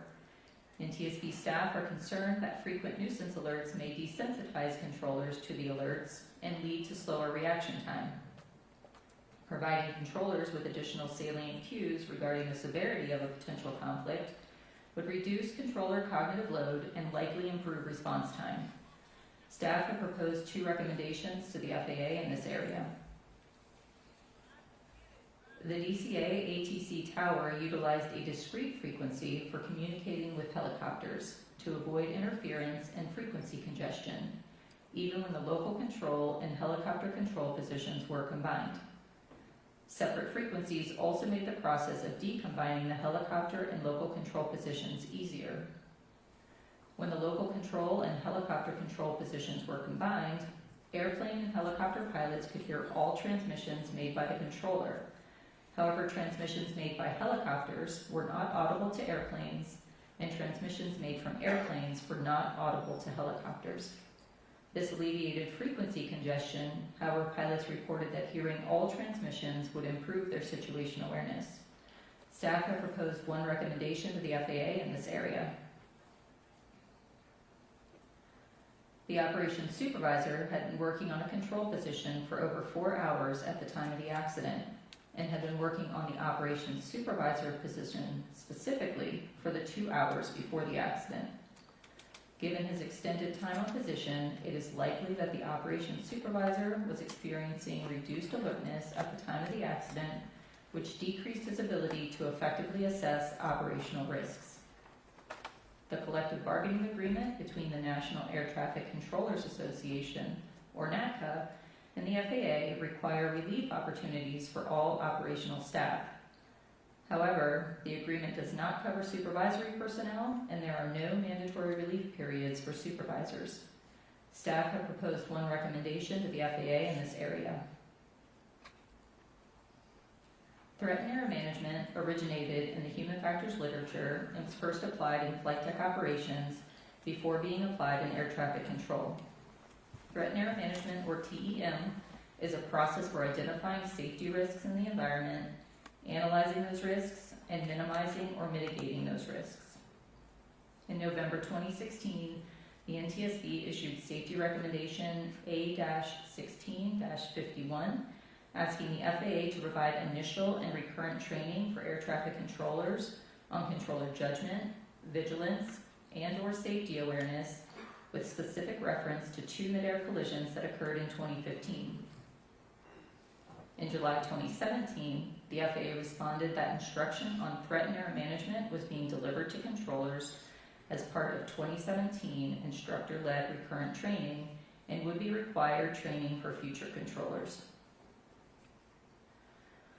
A review of training records for controllers involved in the accident did not indicate that they received TEM training in 2017, nor were controllers familiar with the term threat and error management during post-accident interviews. TEM training can strengthen situation awareness, promote team communication, emphasize effective scanning habits, help in recognizing patterns and developing adverse events, and enhance decision-making under stress. TEM training would also benefit controllers performing supervisory duties who are responsible for overseeing facility operations and making operational decisions, such as when to combine or decombine control positions. Staff have proposed one recommendation to the FAA in this area. When making operational decisions, supervisors must balance safety and risk management with the operational demands of the facility. The DCA ATC Tower Standard Operating Procedures did not provide guidance or make a tool available to support supervisors in identifying risks, analyzing the impact of risks, prioritizing risks based on the likelihood and impact, or developing strategies to reduce or eliminate risks. A real-time risk assessment or decision-making tool would have likely benefited the operations supervisor in identifying and mitigating the operational risk factors that were present on the night of the accident. Staff have proposed one recommendation to the FAA in this area. Thank you. Dr. Cahill will now continue with his presentation. Good morning. I will discuss post-accident drug and alcohol testing requirements for FAA-employed air traffic controllers.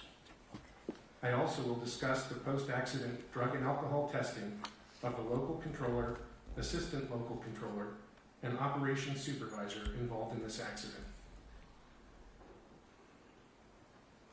FAA-employed air traffic controllers are subject to federal workplace drug and alcohol testing requirements for Department of Transportation employees. These requirements are established by DOT order and are distinct from the drug and alcohol testing regulations that apply to DOT-regulated employers, such as airlines. By DOT order, post-accident or post-incident drug and alcohol testing is required after an accident or incident that involves any of the following: a fatality, substantial damage to aircraft, vehicles, or property, required medical treatment away from the accident site, or other unsafe practices as defined by orders or regulations. Controllers are identified as being subject to required testing when their performance provides reason to believe that it may have contributed, or when their performance cannot be completely discounted as a contributing factor. By DOT order, required post-accident drug and alcohol testing must be conducted as soon as possible following an accident. Whenever possible, required post-accident drug testing must be completed within 4 hours of the accident, and required post-accident alcohol testing must be completed within 2 hours. The DOT order allows for drug testing up to 5 days after the accident, and alcohol testing up to 8 hours after the accident. The controllers in this accident underwent workplace post-accident urine drug testing about 18 to 20 hours after the accident. This testing did not find any evidence of prohibited substance use. Post-accident alcohol testing, although required, was not performed. This investigation determined that the FAA Air Traffic Organization made the drug and alcohol testing determination almost 3.5 hours after the accident. The decision was made to test for drugs only because the controllers already had been released from the facility about 15 minutes earlier. Drug testing was scheduled for the afternoon of the day after the accident. Staff found that the ATO's drug and alcohol testing determination was not sufficiently timely to meet DOT's required testing timeframes. Additionally, the ATO's decision to not conduct drug testing as soon as possible and to not conduct alcohol testing at all, violated DOT requirements. The ATO's delayed and inappropriate drug and alcohol testing determination was due in part to inadequate ATO staff understanding of the DOT's requirements for timely testing. Staff also found that the ATO's initial event response procedures are inadequately designed to meet requirements for timely testing. Because the ATO procedures dictate that the drug and alcohol testing determination be made concurrently with the services rendered telephone conference. The SRT is a management review to assess air traffic services associated with an event and does not take place until after multiple time-consuming administrative and initial investigative actions, including notifying and convening various personnel and preparing audio communications and radar display information for playback. Staff have proposed 2 recommendations to the FAA and 1 to the DOT in this area. This concludes my presentation, and we are now ready to answer your questions. Thank you all very much. Thank you, Mr. Banning, and certainly Mr. Soper, Dr. Wilson, and Dr. Kayaville for your excellent and thorough presentations. As I mentioned at the outset, there's a lot of information in the report, substantially more information than we're able to present in even a day's time. So we have had the pleasure of reviewing your work, your in the draft, and appreciate that. I have a question. I have a lot of questions in this area, but one I want to start with. Ronald Reagan Washington National Airport opened in 1941.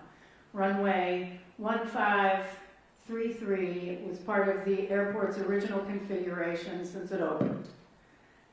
The Baltimore-Washington helicopter route chart was published in 1986, maybe went through one small change to add a compulsory reporting point around Wilson Bridge. Between 1991 and the time of the accident, there had been changes to route altitudes and police zone boundaries, but not any substantial changes to the route. You mentioned that the routes were never designed to ensure separation in your presentation.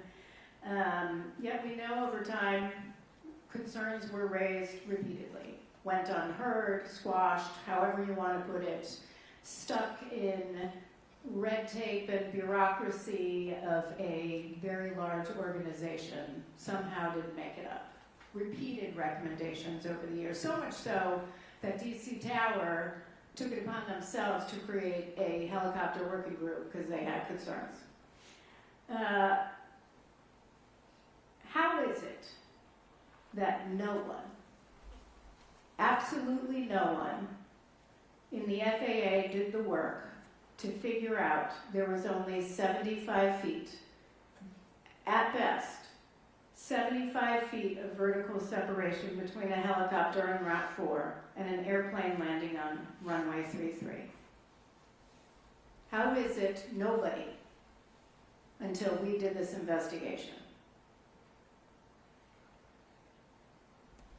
That's a great question, and we've asked the same question amongst staff, and that's precisely why we have recommended the assessment of these helicopter routes, not just what was there at the time, but everything that exists today for this airport. They've conducted others, but we're focused on this one right here, so we have recommended that in our recommendations. Yeah, in fact, in our findings of our urgent recommendation report, we stated existing separation distances between helicopter traffic operating on Route 4 and aircraft landing on runway 33 are insufficient and pose an intolerable risk to aviation safety by increasing the chances of a mid-air collision. I'm going to ask Mr. Banning and Mr. LeBaron, your pilots, is there anywhere in our airspace that 75 feet of vertical separation is acceptable?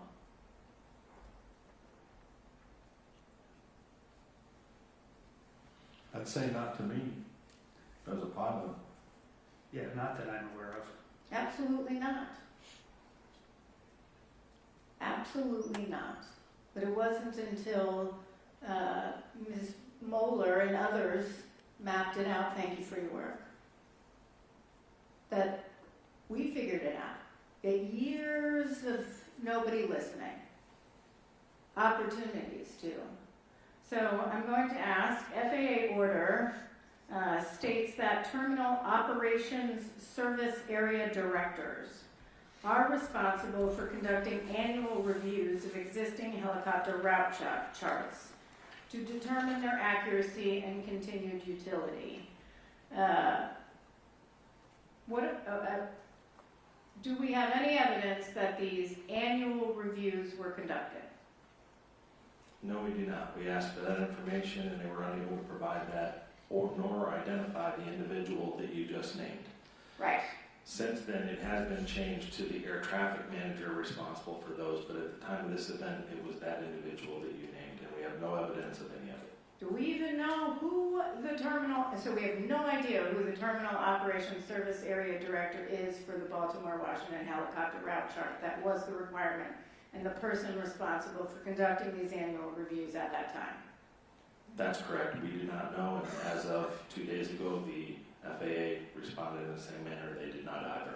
The FAA had no idea who a terminal, Terminal Operations Service Area Director was. Who was responsible for conducting annual reviews, ensuring the safety of helicopters transiting the airspace around DCA. No idea who that was. Yeah. So we invited an individual to our hearing from the mapping office to our investigative hearing to discuss the route, to discuss annual reviews, and discuss any sort of proposal. Turns out, we learned after the hearing she wasn't the right person to invite. We should have invited this Terminal Operations Service Area Director that nobody at FAA could figure out who that was. Was FAA a party to this hearing? Yes, they were. What is required of parties to the hearing when we come to a hearing? For example, are they part of the planning of the hearing, and would they go through the witnesses and list of witnesses with us and possibly be required to identify when we have the wrong witness? Absolutely. Their responsibility is to advise us on the correct witness for the correct subject area. Did FAA raise this with us at all, that this was not the right person to question at the time? They did not. They actually provided this person to us. They provided this person to us that could not answer any of our questions at the hearing regarding annual reviews, probably because they had no idea who a Terminal Operations Service Area Director was. Thank you. That runs out of my 5 minutes, so turning to member, I am so sorry, Mike Graham. It's been a long few weeks, hasn't it? I'd like to direct these questions to Mr. Soper, and I'm going to ask you some questions about the primary duties and responsibilities for the different control positions in the control tower as they relate to the DCA ATC tower information outlined in their SOP. As a former controller yourself, I want you to share your perspective on which duty or responsibility is most important for each of the following positions. What would that be for the local controller? According to the DCA's SOP, Air Traffic Control Tower's SOP, the local controller must provide initial separation between successive departures and arrivals, and provide separation between arrivals and departures in those aircraft operating under their jurisdiction airspace. That's their primary duty. Yes. How about the helicopter controller? The helicopter control, according to the SOP, is to separate VFR traffic from the DCA arrivals and departures or fixed wing traffic, issue safety alerts and traffic advisories as required, and declare VFR aircraft on routes or into zones as depicted on the Baltimore-Washington helicopter route chart. How about the assistant local controller? They are there exactly like you might think, to alert the local controller or assist and alert the local controller of any unusual situations or developing traffic conflicts, maintain surveillance of the local traffic pattern and landing areas, and utilize visual memory aids when required to help them not miss anything, and assist the local controller in monitoring aircraft in their airspace as well as on the CTRD or the control tower radar display. And how about the primary duty and responsibility for the operations supervisor? The operations supervisor provides operational supervision and directs the tower operation to ensure an efficient flow of air traffic, making necessary notifications of suspected operational errors, islet deviations, near midair collision reports, other incidents requiring notifications, combining and decombining of positions in accordance with criteria outlined in their SOP. Thank you. Can you share a brief summary of how the decision was supposed to be made according to the SOP in effect at the time of the accident to combine or decombine the local and helicopter control positions? Yes, in the SOP, it outlined that the supervisor or controller in charge, at their discretion, though it stated, let me start out first with, it stated that the helicopter position must normally be decombined. So normally it should be decombined during these core hours, period. If the supervisor or CIC has a need to combine or decombine, if they were already combined, the positions there to consider, they have a list of 7 things, which I can list here for you: the weather conditions, VIP movements, special helicopter operations, training initiatives, staffing constraints, air carrier traffic volume, helicopter traffic volume within the DCA Class Bravo. So when making a decision to combine or decombine, they should be taking all of these into account. And who makes that decision to combine or decombine? At that time, it was the operations supervisor. Okay. If they were to decombine, which they were not at the time of the accident, did they have enough personnel on the tower to do it? They did. They did. Okay. So based on the procedures and the present staffing levels in the tower, with 12 aircraft total on frequency in the 90 seconds leading up to the accident, as well as a steady stream of helicopter traffic in the airspace all evening, in your opinion, should the local and helicopter control positions have been decombined at the time of the accident? Staff looked at this very closely, and we agree that we believe they should have been decombined in accordance with their manual, however softly it may have been written, and that we focused some recommendations actually in this area because we're concerned about that combining of positions. All right, one last question. I know there's a good discussion of this in the draft report of the operations supervisor's extended time on position without a break. And I think Dr. Wilson had talked about this. Based on your investigation, are there any other factors you see as potentially playing a role in the operations supervisor's loss of situational awareness and the reduction in their ability to proactively assess the risk posed by the traffic and the environmental conditions at the time of the accident? We looked at a number of factors that could have impacted his performance, or his awareness on duty that day, but we really felt that his extended time on position was the reason that he had the decreased vigilance and attentiveness. And was there anything that looked at as the amount of time that they had been at that facility? Could you clarify what you mean by That supervisor, how long had they been at that facility and making their tenure there? That's okay, I'm past my time. I understand what you're saying. So yeah, he was a relatively new operations supervisor, and one of the recommendations that we have, particularly for the threat and error management, is we think that would have benefited him on making better decisions that day as well. But they had prior experience as a controller, correct? Yes, he At did. that He was facility. new to being an operations supervisor, but had been a controller for some time. Thank you. Member Inman. Kat, I want to follow up just a little bit on that, because you mentioned threat and error management. We made this recommendation in 2016 based on something we had seen, and the response we got was, yes, we're going to do it, and all new controllers are going to get it. We were promised that this was happening, right? We were. Did they do it? When we reviewed the training records for the controllers involved, we did not see that they received the integrated safety training workshop, which included threat and air management training. We did see that the operations supervisor did have a workshop of that same name several years, a couple of years before, and then a new hire who was working on position, not one of the controllers involved, he had a workshop in, I believe, 2023 with that same name. But that was the only evidence that we had of that workshop being provided to any of the controllers on duty. So you just mentioned 2 people, Yes. One and was, there were 21 that were assigned to the tower? we only looked at the training records for the controllers that were involved the night of the accident. Okay. But obviously, what we were told that has happened and was occurring did not actually occur. We don't have evidence that it occurred. It's okay, I can say that. Thanks, Kathy. It's kind of like congressional testimony. I'll get you there eventually.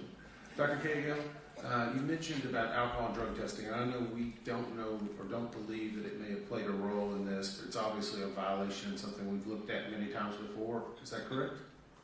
This is not the first time that we've seen it, and you're correct. We did not find any evidence that this was an issue in this accident, but we did address it as a safety issue in our recommendations. So you saw the investigative hearing, correct? Yes, sir. And Nick Fuller testified at that point that they were aware of their shortcomings and they were going to make modifications and changes. Is that right? That's correct. Mr. Fuller testified that the FAA was working to revise the FAA's order for initial event response procedures, which are the orders that tie the drug and alcohol determination to the services rendered telephone And conference. do we know if they've done that yet? As of this date, they have not published that as a revised procedure, no, sir. Exactly. The answer to the question is no, because I was in Louisville, Kentucky when 15 people died and they didn't test then either. So they're not learning a lesson, obviously, nor what they're telling us seems to be factual all the time. It's okay, it's a rhetorical question. I want to go back to this, Mr. Soper. I asked or questioned this about putting this into the report, and I understand the staff's reservation because it's considered slang.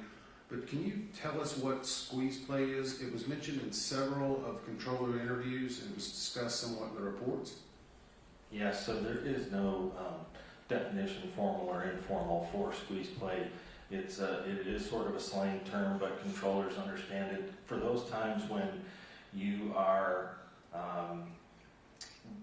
taking action to get a departure out in between arrivals that might be a tight space, or to fit one into an arrival sequence, and maybe in a radar situation where they're having to expedite everything and everything has to kind of work just right for it. So I think you're describing this type of scenario that happened with 5342, is that correct? 5342, somewhat, yeah, it's similar to a squeeze play, yes. So I'm kind of curious, the controller had asked them to circle so they could offload departure. We look back at American 1630 was the last aircraft to be cleared for takeoff prior to the accident. And it departed 12 minutes early. They safely arrived 25 minutes early. I guess, do the controllers know when they're prioritizing an aircraft so it can leave early, or should they even be aware whenever they're trying to attempt this, or are they trying to just, I know we've heard some testimony in regard to the geography at DCA, but should they be aware of that? So they would generally not necessarily be aware if they were early. They would be aware if they had been assigned a departure time based on traffic initiatives or something where they actually get an assigned time. So in those cases, they would know they have to get this aircraft out in a particular window. As far as if a aircraft had taxied maybe a little bit early, they might see the fact that he was scheduled for departure at 2020 and he was ready for departure at 2015 or something. They might see that, but it wouldn't necessarily alarm them, or change something. Okay, I'll wait for the next round. Thank you. At the time the helicopter and local control positions were combined, are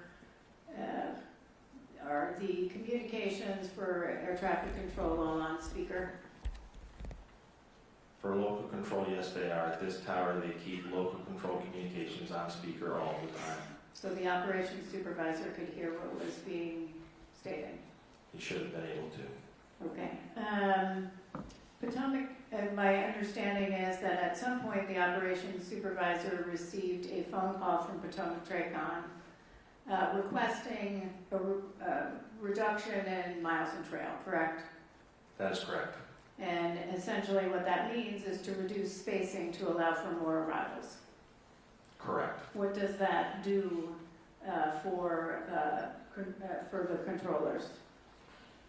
When you start decreasing below that miles and trail that was requested or that was in for the restriction, it makes it much more difficult to get departures out in between those arrivals. And when they accept that, is there any sort of criteria or look, or did the operations supervisor say to the local controller, hey, you know, is this okay? How do you feel about this? Or it was just approved?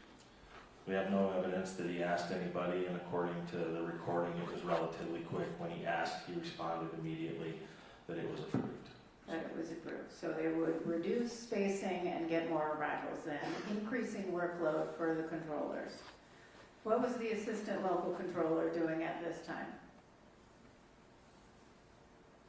At the time that they made the decision to... I'm sorry, at the time of the accident, time of the collision? So at the time of the accident, according to post-accident interviews, the assistant local controller was writing down information on helicopters. And what is the role of the assistant local controller? To assist the local controller in surveilling the airborne aircraft and monitoring the CTRD for conflicts and alerts.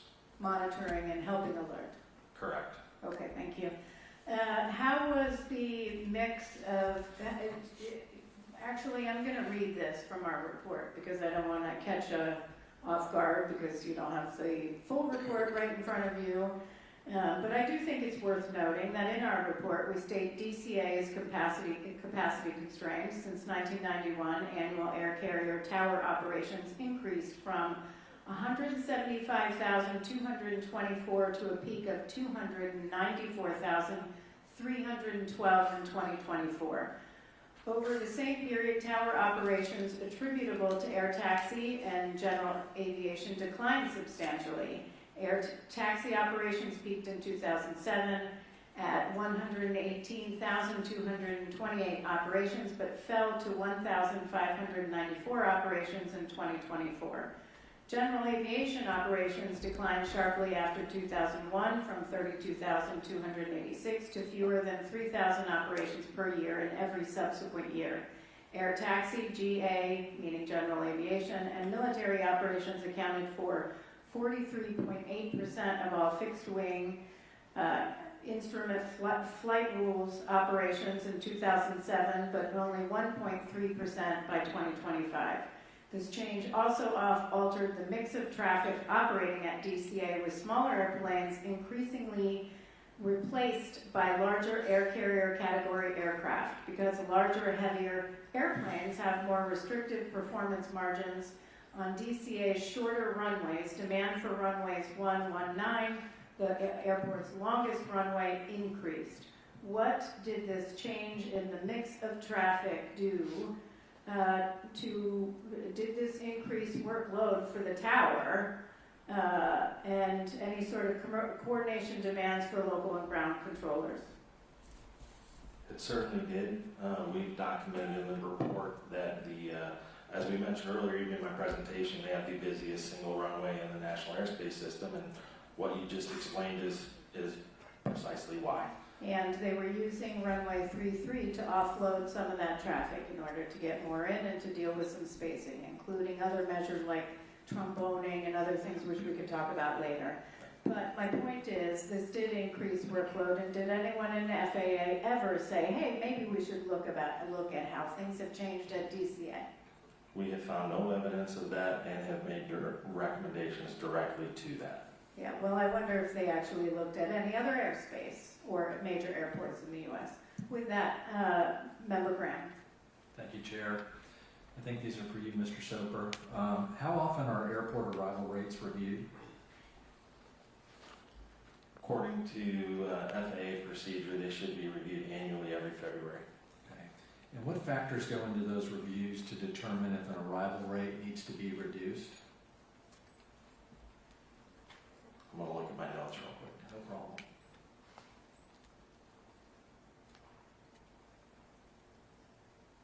So there is a list, and that's why I knew I wanted to look at my notes. I had this list handy because I thought this may come up. So they look at a list of things that they have listed: intersecting arrival, departure runways, distance between arrival runways, dual purpose runways for when they share arrivals and departures to the same runway, land and hold shortness utilization, availability of high-speed taxiways, airspace limitations and constraints, procedural limitations for missed approach protection, noise abatement, etc., taxiway layouts, and meteorological conditions all should be considered. And all those factors in context with DCA, would you say that every one of those factors was in play with the arrival rate at DCA? I think our staff concluded that it does not appear that, and we have focused recommendation for that very thing. Okay, Because we great. think it needs to be reviewed. Can I ask for Table 18 to be pulled up? And as I do that, I know it's going to take a few minutes. I got a couple other questions before that. What was DCA's arrival rate at the time of the accident in VFR conditions? 36 at the time of the accident. Okay. Did the FAA lower DCA's arrival rate in the years leading up to this accident? There had been temporary lowerings of their arrival rate, but nothing's permanent. Were there requests made to the FAA to lower the arrival rate at DCA prior to this accident? Yes. Can you explain in detail the request that was made to the FAA to lower the arrival rate, and when that was made, and who made it, and why did they make it? Yes, in May of 2023, actually, as we heard in our investigative hearing, and we spoke to this individual as well as part of our post-accident investigations, the air traffic manager from Potomac TRACON submitted a request to lower the arrival rate, specifically due to the fleet mix change that had occurred over the years, and the fact that it didn't appear the arrival rate had been reviewed in quite some time, as well as the challenges they were having with miles and trail and being able to provide adequate miles and trail, and the limited constraints they have on the surface area there. It was getting difficult to be able to keep up. So they submitted a request to lower the arrival rate at that time. And how did the FAA respond? We were unable to locate the final, but ultimately they did nothing in response to that. What's the arrival rate today after the accident? It is 30 today. Okay, so they lowered it now, but they didn't in 2023 after the request.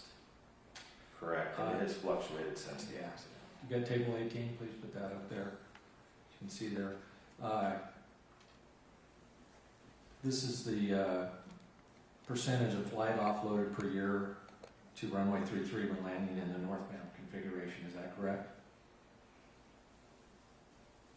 I'm not sure. It's not that they necessarily the numbers that were offloaded, but it is the percent of usage of runway 33 in total operations. You see it's used a little less now. Can you explain why? Absolutely. I mean, that's the fleet mix that we keep talking about. Different type of aircraft. Less aircraft can take that runway because of its shorter distance. Okay. I know you had are there any other ways that a controller can offload going to runway 1 other than runway 33?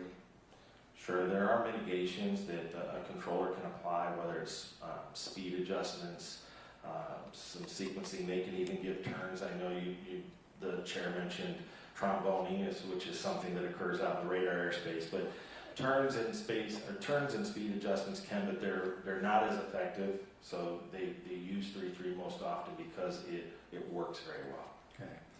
And I know you had a very good presentation on the slot program and the front end loading and back end loading and all that. My final question for this round here is, if we put this all together, what impact does a higher arrival rate than an airport can sustain, less alternatives to offload traffic due to larger aircraft, and compressed airline scheduling have on air traffic controllers?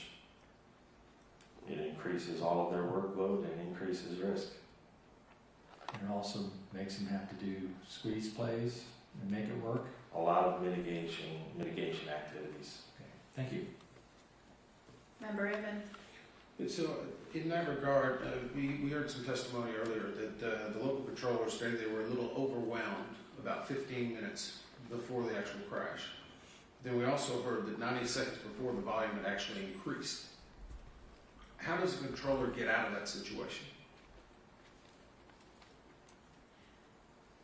The controller could have asked to have the positions decombined. And I guess from a practical point of view, you've got people that are in the tower working at that moment, and then you've got people that are in a break room that are several floors below. Is that correct? Correct. So if I'm 90 seconds, my volume picks up, and I say I need help, how long is it going to take to get somebody up there to help them? It could take minutes. But he could also rely on the assistant local control and also the operations supervisor to act as extra set of eyes and to assist in any way that they could in terms of monitoring traffic until somebody could get up there for relief. But the assistant local controller was already supposed to be the other set of eyes, right? She was an extra set of eyes, yes. Had she known that the controller was overloaded and needed help, she also could have potentially stopped writing down helicopter information and also started monitoring traffic for him if he felt that there was an area that she needed to focus on. And in this case, the role of that supervisor is to be monitoring all of this. Is that correct?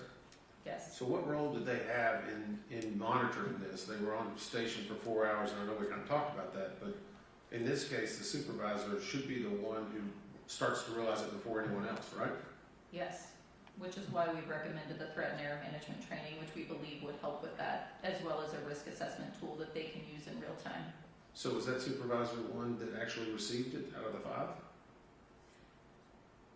He received a workshop with that same name a year or two before. I think it was 2014. So it was technically before the 2017 response that we had from the FAA. So we don't know what was included in his 2014 training.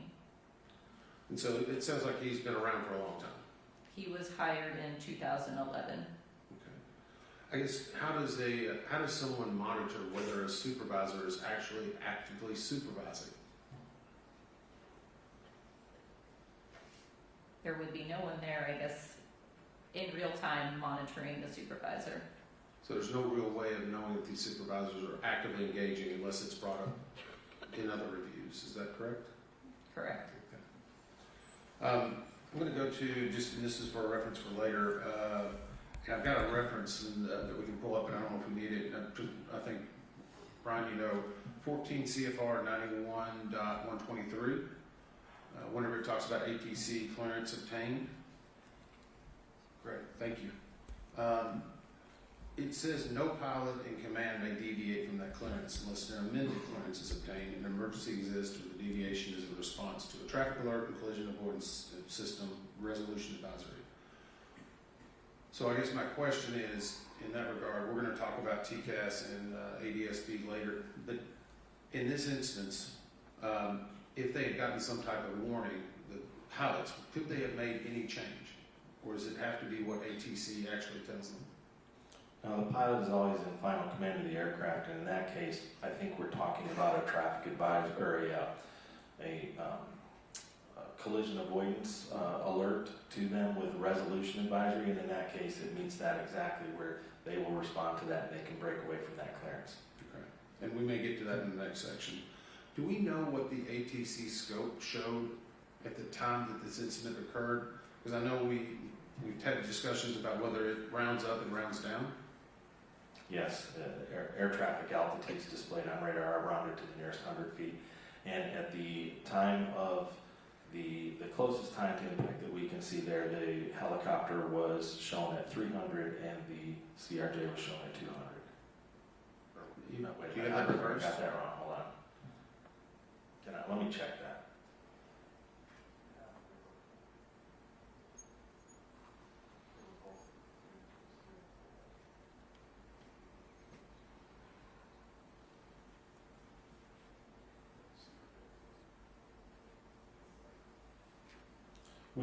We can look and check on that, but essentially we believe the CRJ showed above the helicopter, but the helicopter climbed right just before impact. It showed a climb from 200 to 300. I do know that.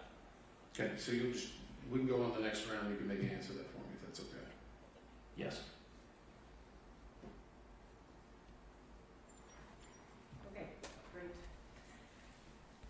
I want to, I've been asked a lot about staffing. Obviously, we felt that you determined the tower was adequately staffed, though certainly the workload was significant given positions were combined. But I do want to I asked the staff to check based on September 29th, 2025 versus, today. I think we looked at January 5th, 2026, and what those numbers were. And I'm just going to go for, certainly there are more authorized positions, but I think I'm going to focus on who was operational, meaning numbers of people available to work that are working in the tower, not what's authorized, but that are working on the tower. And so, by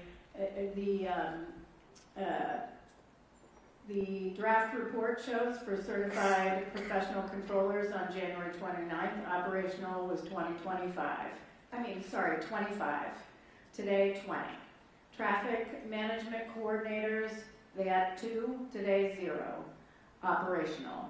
Operations supervisors, 4 on that date today, or as of January 5th, 3 operational. Operations managers, 1 on January 29, 2025, just a few weeks ago, 2. Support manager, 1 at that time, now 2. Air traffic manager, still at 1 temporary, was what existed on January 29, 2025. Today, still 1 temporary. Staff support specialists, although authorized to have 3, there are 0. So by my calculations, you actually have a lower number of personnel today that are operational in the tower than existed on January 29th. It's not a question, it's just we provide that in the report, and so we're not going to talk about it, but I want to make sure that folks are aware of that. Certainly there are several trainees in the process, but we are at a lower number than we are today that are operational. With respect to the facility level, I do want to get into that. Talk about a little bit on, it was a level 10 facility, now it's a level 9. Why was it changed? It was due to a change in the way they computed traffic counts. So they had traffic counts for Potomac Tracon, they had traffic counts for the tower, which included helicopters. And at some point they said, you know what, we're going to give all those counts to Potomac Tracon. We're going to take it away from DC Tower. Once they took those counts away, the level decreased to a 9. That is correct, and Potomac's increased to a 12. And Potomac's increased to a 12. Here's my question. Is there a difference between the traffic that Potomac Tracon handles and the amount of traffic DCA Tower handles, or is it the same traffic? They're still operating the same traffic in the same manner they were prior to the change. Exactly. So this change was made, they downgrade the facility. Obviously you're talking about things like cost of living and other things like that. But from a safety standpoint, how does that decreasing a facility, a tower level, decrease safety? How does it impact safety? As we mentioned in the report, the biggest thing that happens there is they cannot attract the experience or get the talent into the facility that is needed to run a very complex air traffic control operation. This is the most complex airspace, one of the most, in the entire United States. And I'm not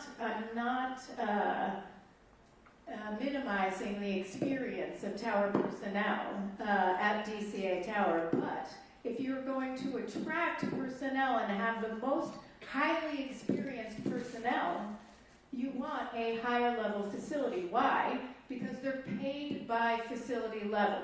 So the higher facility number, the more pay you get. In this case, everyone in the tower knows This tower is essentially treated as a training facility. You come in, you do a little bit of time, then you go out after you get your time because you want to go get paid at a level 10, 11, 12 facility. So it is a pass-through. They can't attract people here, which is a problem, and which is why we're making some recommendations on that. Member Grant. Thank you, Chair. Mr. Soper, is there a minimum distance between converging aircraft where a controller can approve a request for pilot-applied visual separation, or do controllers have the latitude to approve requests for the pilot-applied visual separation whenever they deem appropriate? So when a controller is going to approve the application of visual separation, they must have approved required standard separation prior to that. So in the case of DCA, they're class Bravo airspace between a helicopter and a VFR helicopter and an IFR fixed wing. They would be required to have 1.5 miles of separation or 500 feet vertical separation, and before up until the point they approve visual separation. Okay. And so after the pilot-applied visual separation is approved in Class B airspace, you said it's the minimum steps 1.5 miles and 500 feet, correct? Not after it's approved, prior to Okay. approving it. Once it's approved, then it becomes the pilot's responsibility for that Okay. distance. Is there a distance in there that if they decrease that range, that's something the controller has to do at that point? No. Okay. So when would a controller make a safety alert? Anytime the controller observes an aircraft that they believe to be in unsafe proximity to terrain or another aircraft. And is there a design? There's not a designated distance or vertical separation for that. Is that correct? That is correct. That's correct. Okay. What does a safety alert entail? Safety alert would include the words in the case of between two aircraft. It would be the words traffic alert, followed by an appropriate traffic advisory, followed by a alternate course of action if feasible, and then the word immediately. Should these two aircraft in this accident have received a safety alert? Yes, we've stated that in ours, or in the report, that the controller should have issued a safety, would have been the most appropriate thing at that time.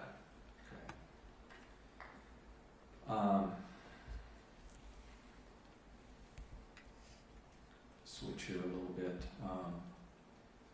There's a lot of impacts on the hard arrival rate coming into DCA, changing fleet mix. We talked about compressed airline scheduling practices, controllers and their ability or inability to continue following SOPs in order to make it work. Would you agree that one of the consequences of the cumulative effect was the deviations in traffic calls, phraseology, application of visual separation, call signs, radiocom, training records, the list goes on, and other issues that had become standard and were identified in multiple external compliance verifications of DCA air traffic control tower? I think I understand your question, and I would say that we've outlined in the report, and staff believes that the continually increased workload for many reasons, whether you're talking about from the traffic to the combining of the positions inappropriately to whatever at the time, we believe that led to the ability for a lot of deficiencies to occur, or operating, as we heard during the investigative hearing, the operations manager said specifically we're operating on that borderline of safety regularly. So we made recommendations, obviously focused in that area. Okay, so do you think the controllers at DCA have fallen into a state of relying on pilot-applied visual separation as a crutch, despite its many well-known and well-documented shortcomings? Staff does believe that there was an over-reliance on the use of visual separation as a means of providing separation for aircraft and moving aircraft through the airspace so regularly. Okay. Yes. Thank you. And finally, the last communication between the controller and Pat 25, was that an appropriate safety alert? It was not a safety alert by definition, but it was an attempt at the time to deconflict. Thank you. Thank you. Member Edmond. You have an answer for me, Ron? Or do you haven't maybe had a chance? Sorry.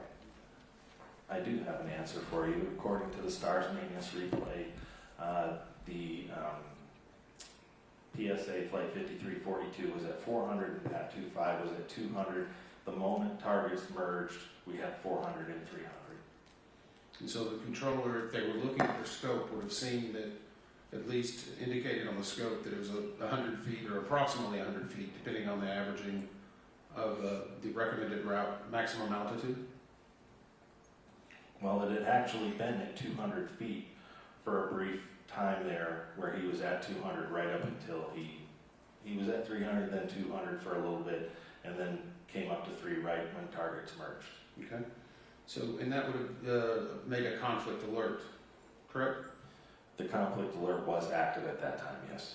So I think in your research, I believe in the 30 minutes prior to this accident, we have 18 controller radio transmission where a conflict alert is going off. Does that sound accurate? It is accurate. And that actually appears to be 5 separate interactions that were occurring. We had, well, not for the full 30 minutes. We were only able to get replay information for 18 minutes prior, but in the 18 minutes leading up to it, there were 5 separate instances of conflict alert that resulted in 9 times there was a transmission with it in the background. You could hear it. So in that 18 minutes, there were that many times, and that would have been heard in the entire tower cap? Yes. So I go back to the supervisor. If they're hearing a number of conflict alerts continually happening, should they not take action to say, is this a trend, or is this just become a nuisance and they just avoid it? They should, and I think that's exactly why, as Dr. Wilson has mentioned previously, we specifically have a rec in this area there's a potential for complacency to happen or for nuisance alerts, and to try to fix that, we have a recommendation to actually adjust the conflict alert system logic. We actually we visited the tower last month. I know Member Graham and I did, and tried to see it in almost the exact same moonlight that was occurring on the night of the accident. Can I take you back to that? And yes. The question I have, and it was on the simulation that was being done, and the pictures indicated these monitors that were hanging from the ceiling. And if you look very closely, as you look at the converging paths, it's almost that the monitors are blocking the ability to see, depending on how high or short or tall you are. Is that a problem in just a tower configuration issue? We looked at that, and actually I'm going to let Dr. Wilson speak to that because she has some information in that area. I think it's just important to note that those monitors are movable, so they can be adjusted. And also when we talked to the controllers who were on duty, everyone said that they had no issue identifying both aircraft, that there were no limitations in them being able to see. So they didn't feel that the monitors were in a position that blocked their view from monitoring both aircraft. Okay.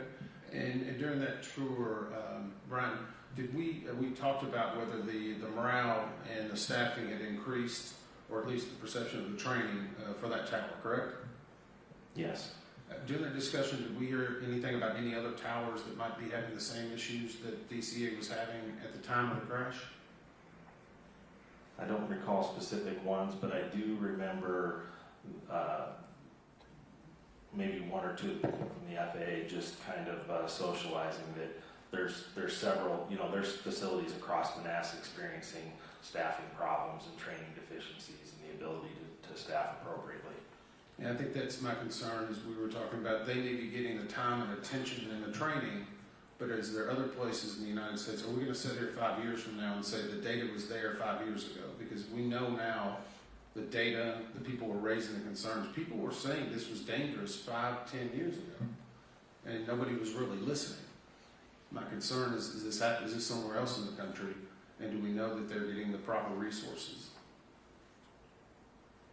Our hope, staff's hope is the recommendations that we have in these specific areas will not just be focused on DCA, and the air traffic organization will organically look at that and say we need to look everywhere because it does apply.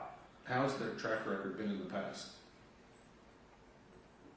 Come on, Brian, this is your chance. Not great. Thank you. All right, thank you very much. I actually want to ask along the lines of where Member Inman was, because I do have this question about the operations supervisor. It was on speaker, all the conversations. I mean, all the communications going back and forth. He took a call to then reduce essentially miles and trail and improve that reduction by Potomac Tracon. And I want to point out, something in our report. In the 20 minutes before the accident, the total number of aircraft the local controller was handling fluctuated between 7 and 12. At about 10 to 15 minutes beforehand, he said he was feeling a little overwhelmed. The operations supervisor said it was totally fine, no problem.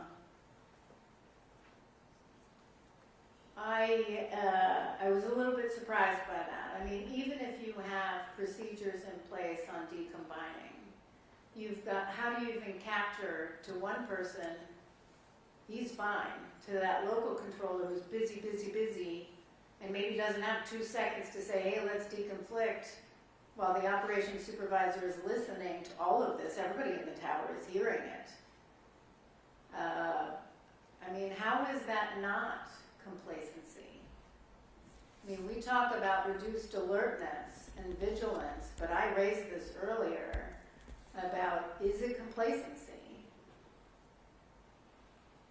You just mentioned complacency, actually, Mr. Sober, in your answer to Member Emmett. I do believe, and I think that staff believes there was complacency occurring in that tower on some level. But again, not to keep going back to them, but that's actually the primary reason for our focused recommendation in the area of giving them the tools that they should need, the requirement to log when they combine positions. So there's some sort of accountability and tools available to the supervisor to be able to make better decisions and understand what their true responsibilities are while they're there, instead of just kind of, here you go, you got it.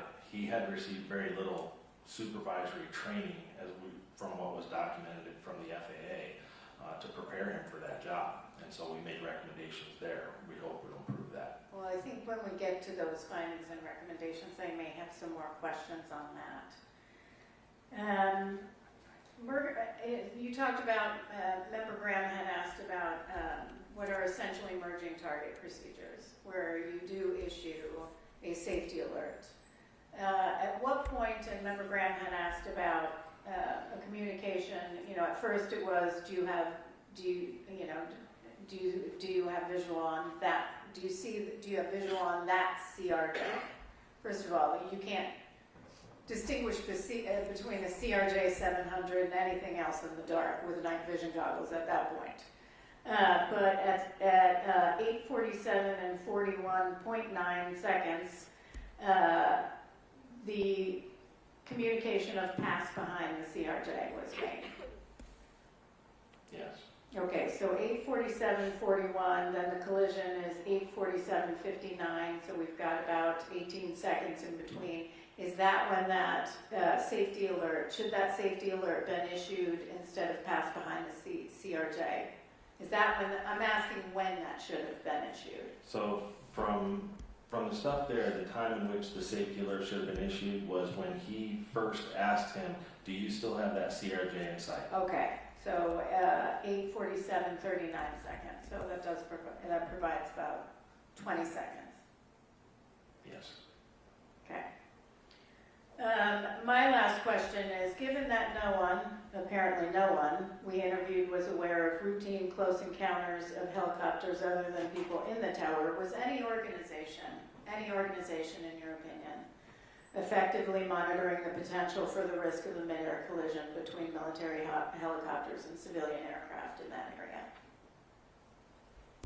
I believe that's going to be discussed with some depth in the third panel In today. the third panel. Yes. We'll go with that back in the third panel, and Dr. Price, thank you for that. Okay, do you have any additional questions? You have one more. Member Graham. Let's talk about the supervisor at the time. This was brought up about the situational awareness. What did they say in the interview when asked about how many helicopters they thought were on frequency at the time? I'm sorry. Yeah, the supervisor only recalled one helicopter. But yeah, leading up to it, there were 5. It varies between, That's a 3 and 5. considerably different. Yeah, loss of situational awareness, I'd say. Thank you, that's all I have. Member Edmund? I've got just a little bit of follow-up, and I want to go back to the helicopter route structure itself. And this was a little bit baffling to me that we got so many different answers from the FAA. Is there a maximum altitude for a helicopter route? Yes, they do have maximum altitudes published on the chart, as we found, Then why did their testimony say it was only recommended? because they had conflicting information on the helicopter route chart, as we outlined in the report, and produced recommendations to hopefully correct that in one place it said altitudes are recommended, and then in another place it said altitudes are maximum. Where I'm from, that's called talking out of both sides of your mouth. Right. And I mean, just to add on to that, the letters of agreement with all of the helicopter operators are clear that the altitude maximum is what they are being cleared at. They are to maintain that altitude through the airspace. That's their Class Bravo clearance, actually. Okay. And the same thing in this route structure. I continue to be amazed as we learn more about it. How can the Coast Guard tell me the exact depth of every piece of terrain that's on the Potomac, and yet someone tells us that this route is drawn with a Sharpie on one side and a riverbank on the other? Again, we do have recommendations to that effect too, because of the vagueness of that routing, or to at least explain better so operators understand fully what their responsibilities and restrictions are. And I guess I'll go to Bryce if you don't mind, just because of being a pilot, not going to let you off that easy. Is it not concerning that, I mean, you have 16,000 hours, I think? About 8,000. Sorry, double. It's a long time ago. 8,000 hours. Is everything usually very precision in regard to not only landing, approach plates, everything is lined out with GPS, exactly where you have to be when you're on the bug, IFR? Is that not just a science that's defined? Yeah, in the instrument flying world, it is very regulated, and yes, and it was disturbing to see that these helicopter routes had no lateral boundaries, and the confusion on the charts with regard to altitudes. So it was set up for failure just by the administration of what they were telling the aviators. It was most certainly not clear, and there was a misunderstanding about what those routes also provided, which we'll, I think, discuss in more detail in another panel. Thank you. Just a few for me. Dr. Kyle, why is it important? You know, obviously, we were not concerned about anybody having been impaired by alcohol. We didn't think that was the case here. But, you know, time and time again, they're not doing testing.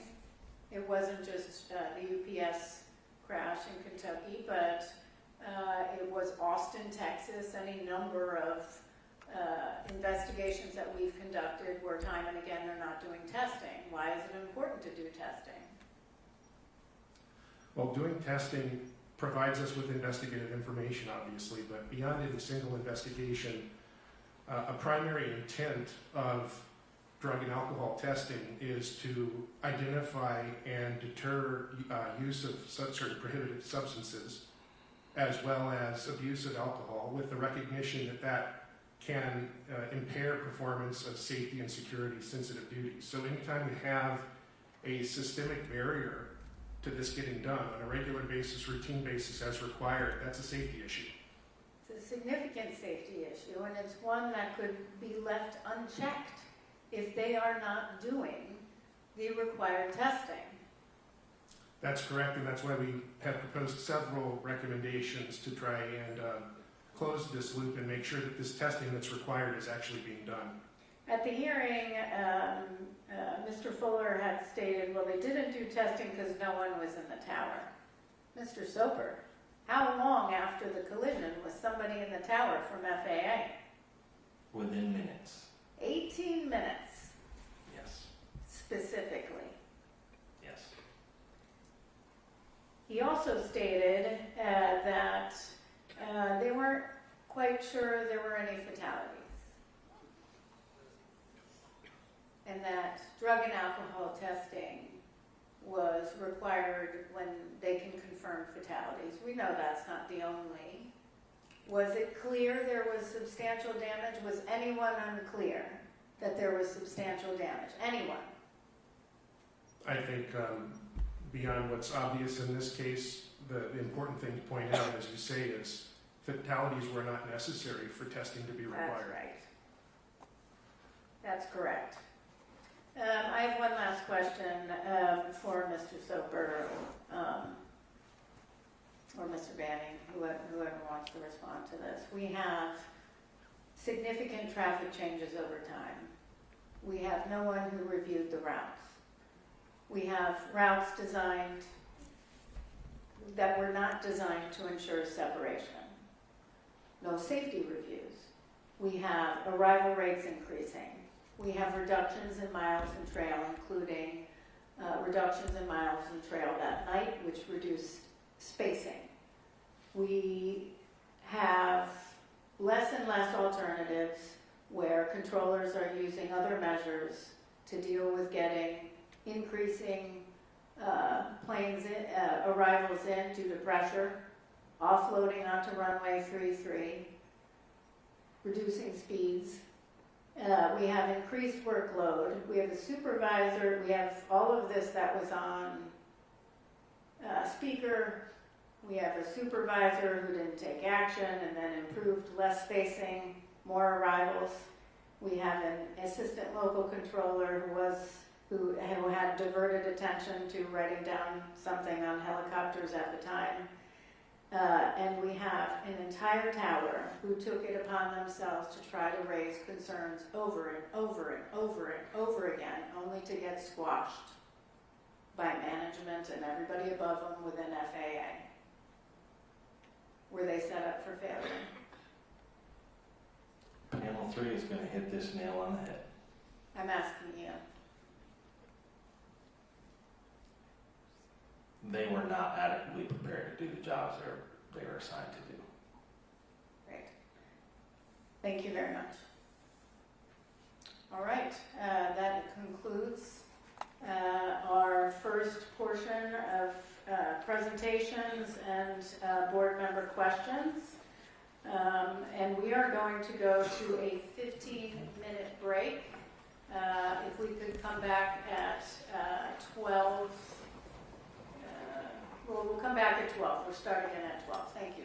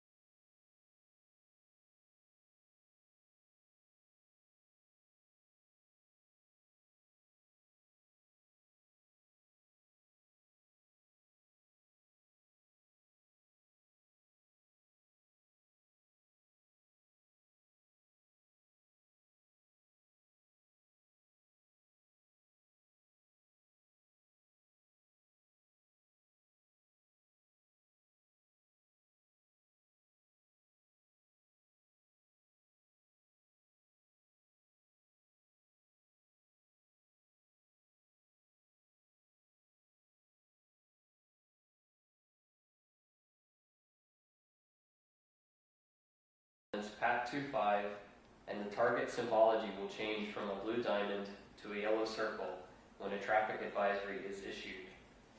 The crew of Flight 5342 received a TA for PAT 25 about 20 seconds before the collision.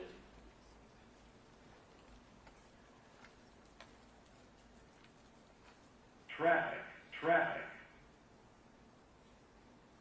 This is in accordance with the TCAS standards. The airplane's TCAS did not issue an RA, which would have commanded a maneuver to the airplane's crew to avoid the collision. This functioned as designed per the TCAS standard. TCAS 2 inhibits RAs below 1,100 feet above ground level when climbing and below 900 feet when descending. Above these inhibit altitudes, a TA will always progress to an RA if the threat of collision increases. During the development of the TCAS 2 minimum operational performance standards in the late 1980s, significant research and testing went into establishing the inhibit altitudes as a trade-off between maximizing the effective alerting envelope and minimizing nuisance alerts. This trade-off was made based on the technological limitations available at the time of TCAS 2 development. The accident airplane was below the RA inhibit altitude, resulting in no RA being issued to avoid the collision.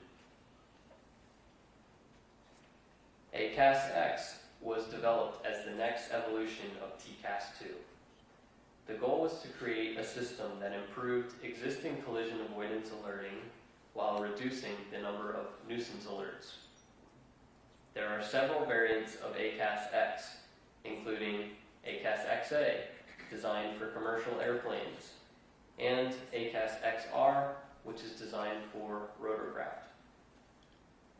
Advances since the development of TCAS 2 standards allow ACAS-XA to provide improved alerting. Among other enhancements, ACAS-XA systems utilize ADS-B-IN information in addition to transponder interrogations and replies. ACAS-XA includes improved algorithms to more accurately reflect actual collision risk. The ACAS-XA standards are approved by the FAA. A series of simulations conducted by MIT Lincoln Laboratory using the circumstances of this accident showed that the crew of Flight 5342 would have received a TA about 8 seconds earlier if the airplane had been equipped with ACAS-XA, even though ADS-B information directly from the helicopter was unavailable. Staff have proposed 2 recommendations to the FAA in this area. Although ACAS-XA can deliver earlier and more accurate alerts than TCAS 2, the current RA inhibit altitudes under ACAS-XA are the same as those of TCAS 2 and would have prevented ACAS-XA from issuing an RA under the accident circumstances. Simulations of the accident conditions were performed wherein the airplane was equipped with ACAS-XA. This time, the RA inhibit altitudes were lowered to 300 feet above ground level. The results of the simulations indicated that the risk of a near midair collision was with lowered RAs was reduced by more than 90%. Staff have proposed 2 recommendations to the FAA in this area. Other traffic display systems, such as ADS-B-IN displays, can show directional traffic symbols that indicate a target's direction of flight, increasing pilots' situation awareness and reducing the time pilots need to visually acquire traffic. As depicted on the screen as a blue diamond, pilots must monitor the display over time to determine in which direction the target is moving. Alternatively, as depicted on the screen as a blue arrowhead, systems with directional traffic symbols rotate the symbol to indicate the target's direction of flight. Most TCAS 1 and TCAS 2 systems display non-directional traffic symbols. Although ACAS XA systems can display directional traffic symbols, they are not required for certification as the minimum operational performance standards are currently written. Staff have proposed one recommendation to the FAA in this area. Another feature that could reduce the time to visually acquire target aircraft is the detailed traffic callouts in the ADSB Traffic Advisory System, or ATAS. ATAS generates verbal alerts indicating the clock position, relative altitude, range, and vertical tendency of proximate traffic. For example, traffic, 2 o'clock, high, 2 miles, descending. ACAS does not include detailed traffic callouts that could reduce pilots' time to acquire a target. Staff have proposed one recommendation to the FAA in this area. The accident helicopter was not equipped with TCAS or an integrated ADSB in traffic display, nor was it required to be. ACAS XR, the version of ACAS X designed for rotorcraft, is still under development. Therefore, no ACAS XR systems are commercially available. The simulations using the circumstances of this accident showed that had the helicopter been equipped with ACAS XR, the risk of a near midair collision would have been reduced by more than 50% without changing the airplane's TCAS 2 inhibit altitudes. Staff have proposed one recommendation to the FAA and one recommendation to RTCA in this area. This concludes my presentation. Now Captain McKenney will present.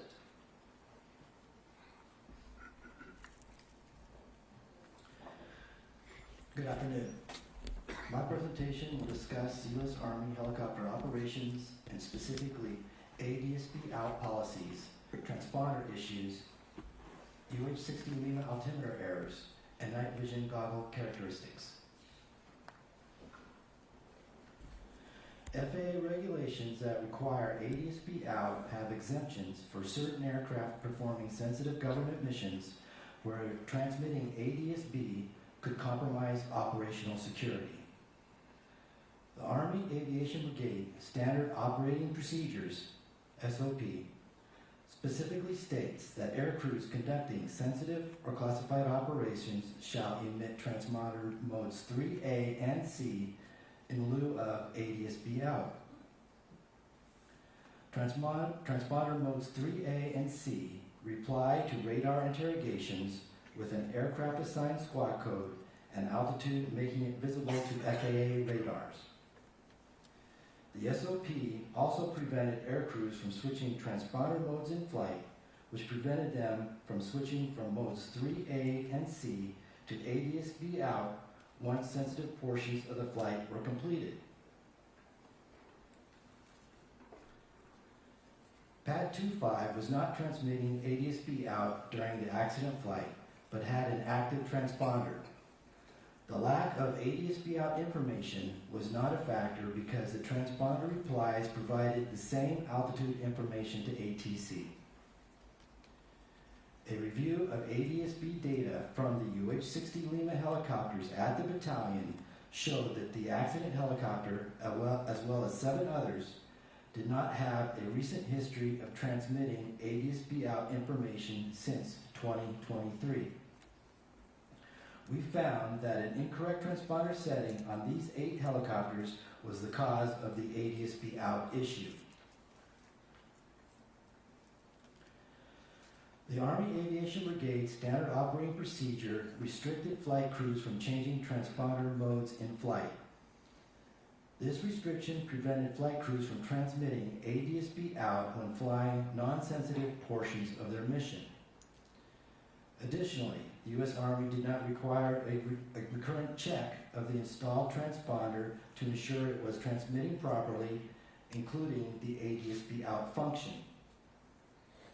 Because of this, the battalion was unaware of the ADS-B out issue on 8 of their helicopters. Staff have proposed 1 recommendation to the U.S. Army and 2 recommendations to the Department of War in these areas. The Baltimore-Washington helicopter route chart provided recommended paths without defined lateral boundaries. As seen in the figure, the chart provided conflicting information about whether published altitudes were recommended or maximum. This created the potential for pilot confusion about interpretation of the published altitudes. Although some Army pilots believed momentary exceedances above the published altitudes were acceptable, most regard them as maximum altitudes. However, most Army pilots interviewed incorrectly presumed complying with the published altitudes would provide them separation from arriving and departing aircraft. They rarely had the opportunity to test this presumption because they rarely encountered airplanes circling runway 33, and when they did, ATC typically instructed them to hold for arriving traffic. Staff have proposed 1 recommendation to the U.S. Army in this area. Aircraft pitot-static systems and barometric altimeters have defined performance specifications, including tolerances for allowable errors after manufacture. These allowable errors can generally be split up into 2 categories. Instrument error related to the performance of the barometric altimeter itself, and position error due to the effects on the pitot-static system, such as external aerodynamic effects. Instrument and position errors can become additive, but still must remain within their design criteria. Analysis of flight data from this accident showed that PAT 25's pressure altitude parameter was about 100 feet lower than other recorded altitudes. Data from flights conducted on other UH-60 Lima helicopters at the battalion found similar offsets between indicated altitude and true altitude. The crew of PAT 25 was trained to fly the helicopter routes using the barometric altimeter, including Route 4, where the altitude ceiling went down to as low as 200 feet. The crew of PAT 25 likely saw an indicated altitude that was 100 feet lower than the helicopter's true altitude and believed they were at or below the prescribed altitude ceiling for Route 4 when they were actually about 100 feet above the altitude ceiling. The U.S. Army UH-60 Lima Operator's Manual did not contain information on possible indicated altitude errors, such as how the installation of the external wing tanks can increase position error. This information would be crucial for flight crews when flying on helicopter routes with low altitude ceilings, such as the 200-foot altitude ceiling of Route 4. Staff have proposed 1 recommendation to the U.S. Army in this area. Night vision goggles, or NVGs, amplify low ambient light levels to provide enhanced vision at night. As with all technology, NVGs have advantages and disadvantages. Helicopter operators generally consider the advantages to outweigh the disadvantages.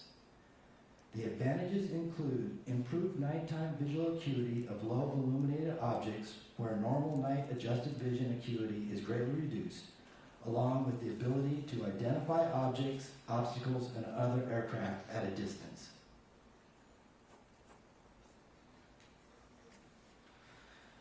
To illustrate the difference between aided and unaided night vision, we can take a look at these 3 images. The images were taken about the same time from the same location looking south from Haines Point. The image on the left is normal unaided night vision. Images in the center and on the right are looking in the same direction using green and white night vision goggles. In the NVG-aided images, stars can be seen along with aircraft approaching DCA as far as 14 miles, which are distinct points of light against the sky background. The water features and lights along the distant shoreline are clearly discernible.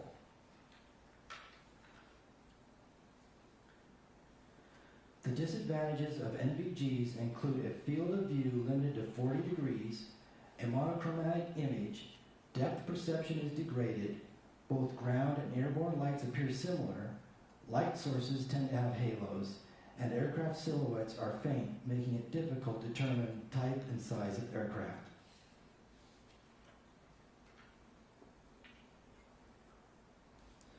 The pilots are trained to compensate for the narrow 40-degree field of view by using a focused visual search in sectors by turning their head. Using NVGs along the low-level helicopter routes of Route 1 and Route 4 allows for better visual detection of obstacles such as cranes and towers, which are located along these routes. NVGs allow for the detection of aircraft above the horizon at a distance. However, detection of other aircraft below the horizon surrounded by cultural lighting is difficult, especially if relative motion of that target is negligible. Determining the other aircraft size, type, distance, and orientation is difficult because of the monochrome nature of the image, degraded depth perception, halos around point light sources, and the difficulty in perceiving the aircraft silhouette. All three crew members of Pad 25 were using NVGs at the time of the accident and had 4 NVG sets on board, 2 green and 2 white. However, the investigation could not determine which crew member was wearing or using which color NVGs. Thank you. Dr. Probable will continue with his presentation. Good afternoon. In this presentation, I will define visual separation and see and avoid, and I will discuss factors affecting see and avoid for each flight crew. Visual separation is a method for separating aircraft in terminal areas and en route airspace. Visual separation can be employed when a flight crew sees another aircraft and, upon instructions from a controller, provides their own separation by maneuvering as needed to avoid it. The FAA does not define minimum separation standards when visual separation is being utilized. See and avoid is the means by which visual separation is achieved. Seeing and avoiding other aircraft relies on a flight crew's visual perception, attentional bandwidth, and use of collision avoidance technology. In this case, both flight crews' ability to see and avoid was hampered by poor radio communications, perceptual limitations, workload, and the shortcomings of collision avoidance technology available on their aircraft. The helicopter flight crew was additionally influenced by expectation bias and assumptions about procedural separation between Route 4 and arriving airplanes. As the helicopter was crossing the tidal basin, the controller advised, Pat 25 traffic just south of Wilson Bridge is a CRJ at 1,200 feet for runway 33.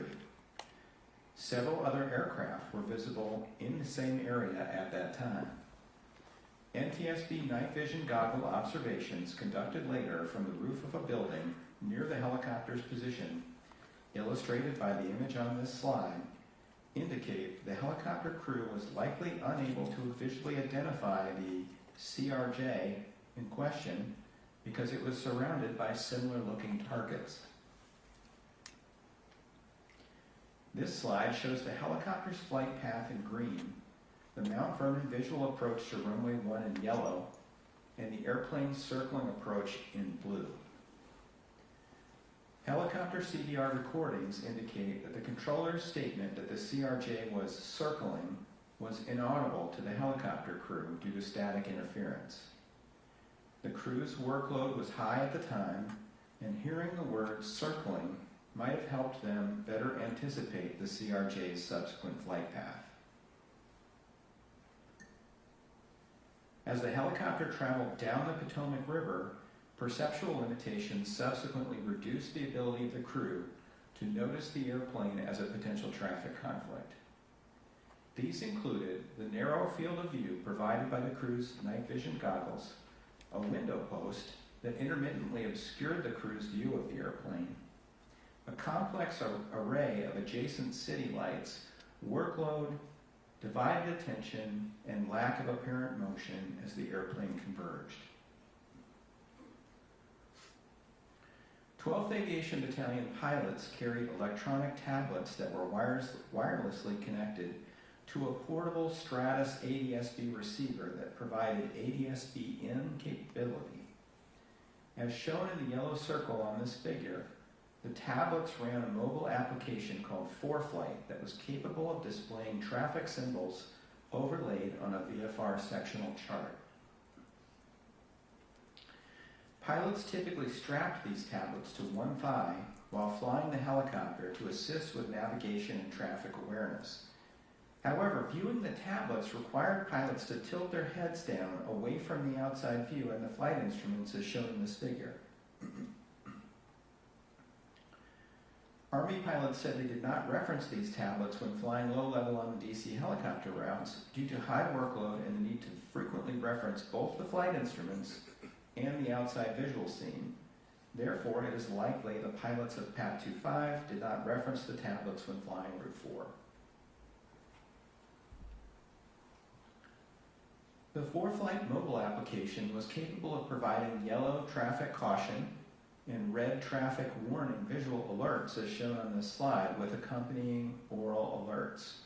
However, visual alerts would have gone unseen without a visual inspection of the tablet, and oral alerts likely would have been inaudible due to cockpit noise and their lack of integration with the helicopter's intercom system. Further, it's unknown whether the tablets were turned on with the ForeFlight application open and configured for alerting at the time of the accident. An integrated collision avoidance system with audible oral alerting and a traffic display within the pilot's instrument scan could have drawn the pilot's attention to the developing conflict and assisted them in locating the conflicting airplane. Staff has proposed one recommendation to the FAA and one recommendation to the Department of War in this area.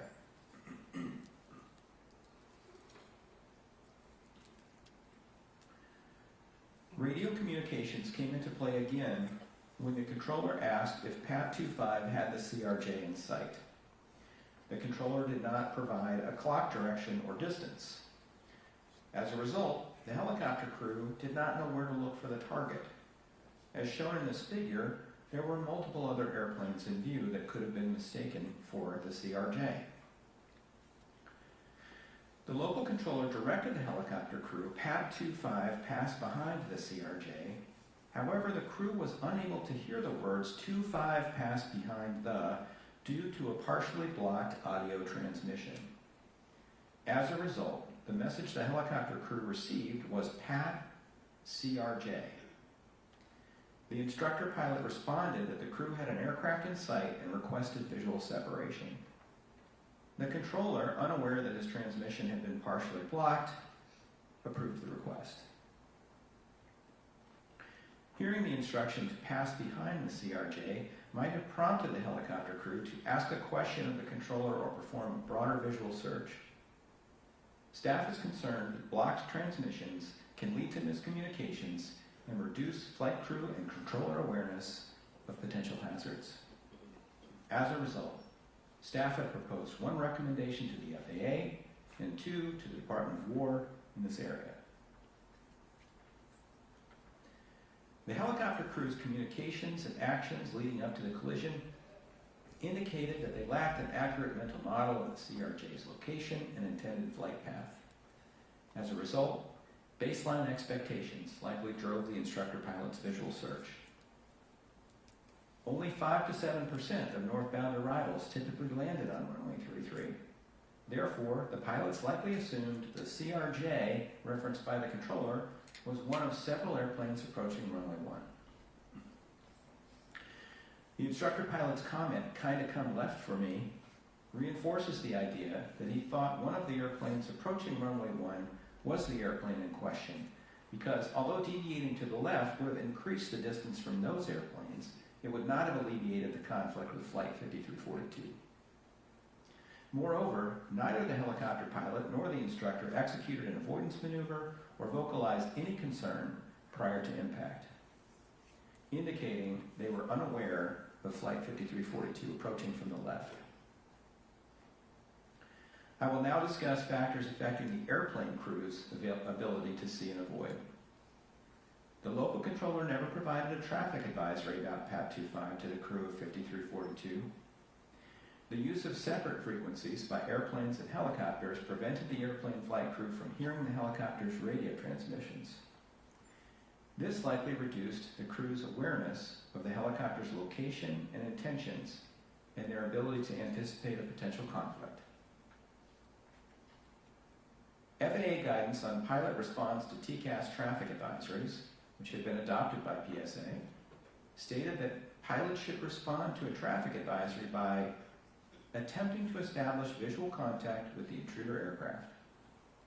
Pilots were explicitly prohibited from maneuvering based solely on a traffic advisory. FAA guidance on response to TCAS resolution advisories, which had also been adopted by PSA, stated that the pilot flying should respond immediately to resolution advisory displays and maneuver as indicated, even if doing so conflicted with their air traffic control instructions, unless such action would compromise the safety of flight operations. When an aircraft is below resolution advisory inhibit altitudes, TCAS automatically switches to TA-only mode. PSA's Flight Operations Manual listed TCAS inhibit altitudes. However, when 5 PSA pilots were asked about the inhibit altitudes during investigative interviews, only one was able to correctly state the inhibit altitude that applied to the accident scenario. Flight crew workload was high at the time the traffic advisory occurred, resulting in limited capacity to look for and acquire the conflicting traffic, and the pilots did not see the helicopter until it was too late to avoid. The pilots likely would have performed an avoidance maneuver if a resolution advisory had occurred. However, no resolution advisory occurred, and the crew was likely unaware of the severity of the developing conflict until just before impact. The captain was manually flying the airplane and turning left onto final approach for runway 33 and decelerating when the traffic advisory occurred. This required careful control of the airplane's lateral path, thrust, airspeed, and vertical path. Doing so required the captain to reference the flight instruments, as well as the runway 33 edge lights, and a precision approach path indicator, or PAPI, on the ground. The captain likely did not have the spare capacity to perform an extensive visual search for conflicting traffic at that time. As pilot monitoring, the first officer was also responsible for ensuring the approach remained stable. Doing this required him to reference the flight instruments, the runway 33 edge lights, and PAPI. In addition, the first officer was likely monitoring the airplane departing runway 1 to ensure it would not conflict with their landing on the intersecting runway. Thus, the first officer's capacity to search for potentially conflicting traffic was also constrained. The ability of the airplane flight crew to notice the approaching helicopter in the final seconds while engaged in these primary tasks was further degraded by the helicopter's low conspicuity, complex background of cultural lights, and by the helicopter's lack of apparent motion in the visual scene. This concludes my presentation. Staff is now ready to answer your questions.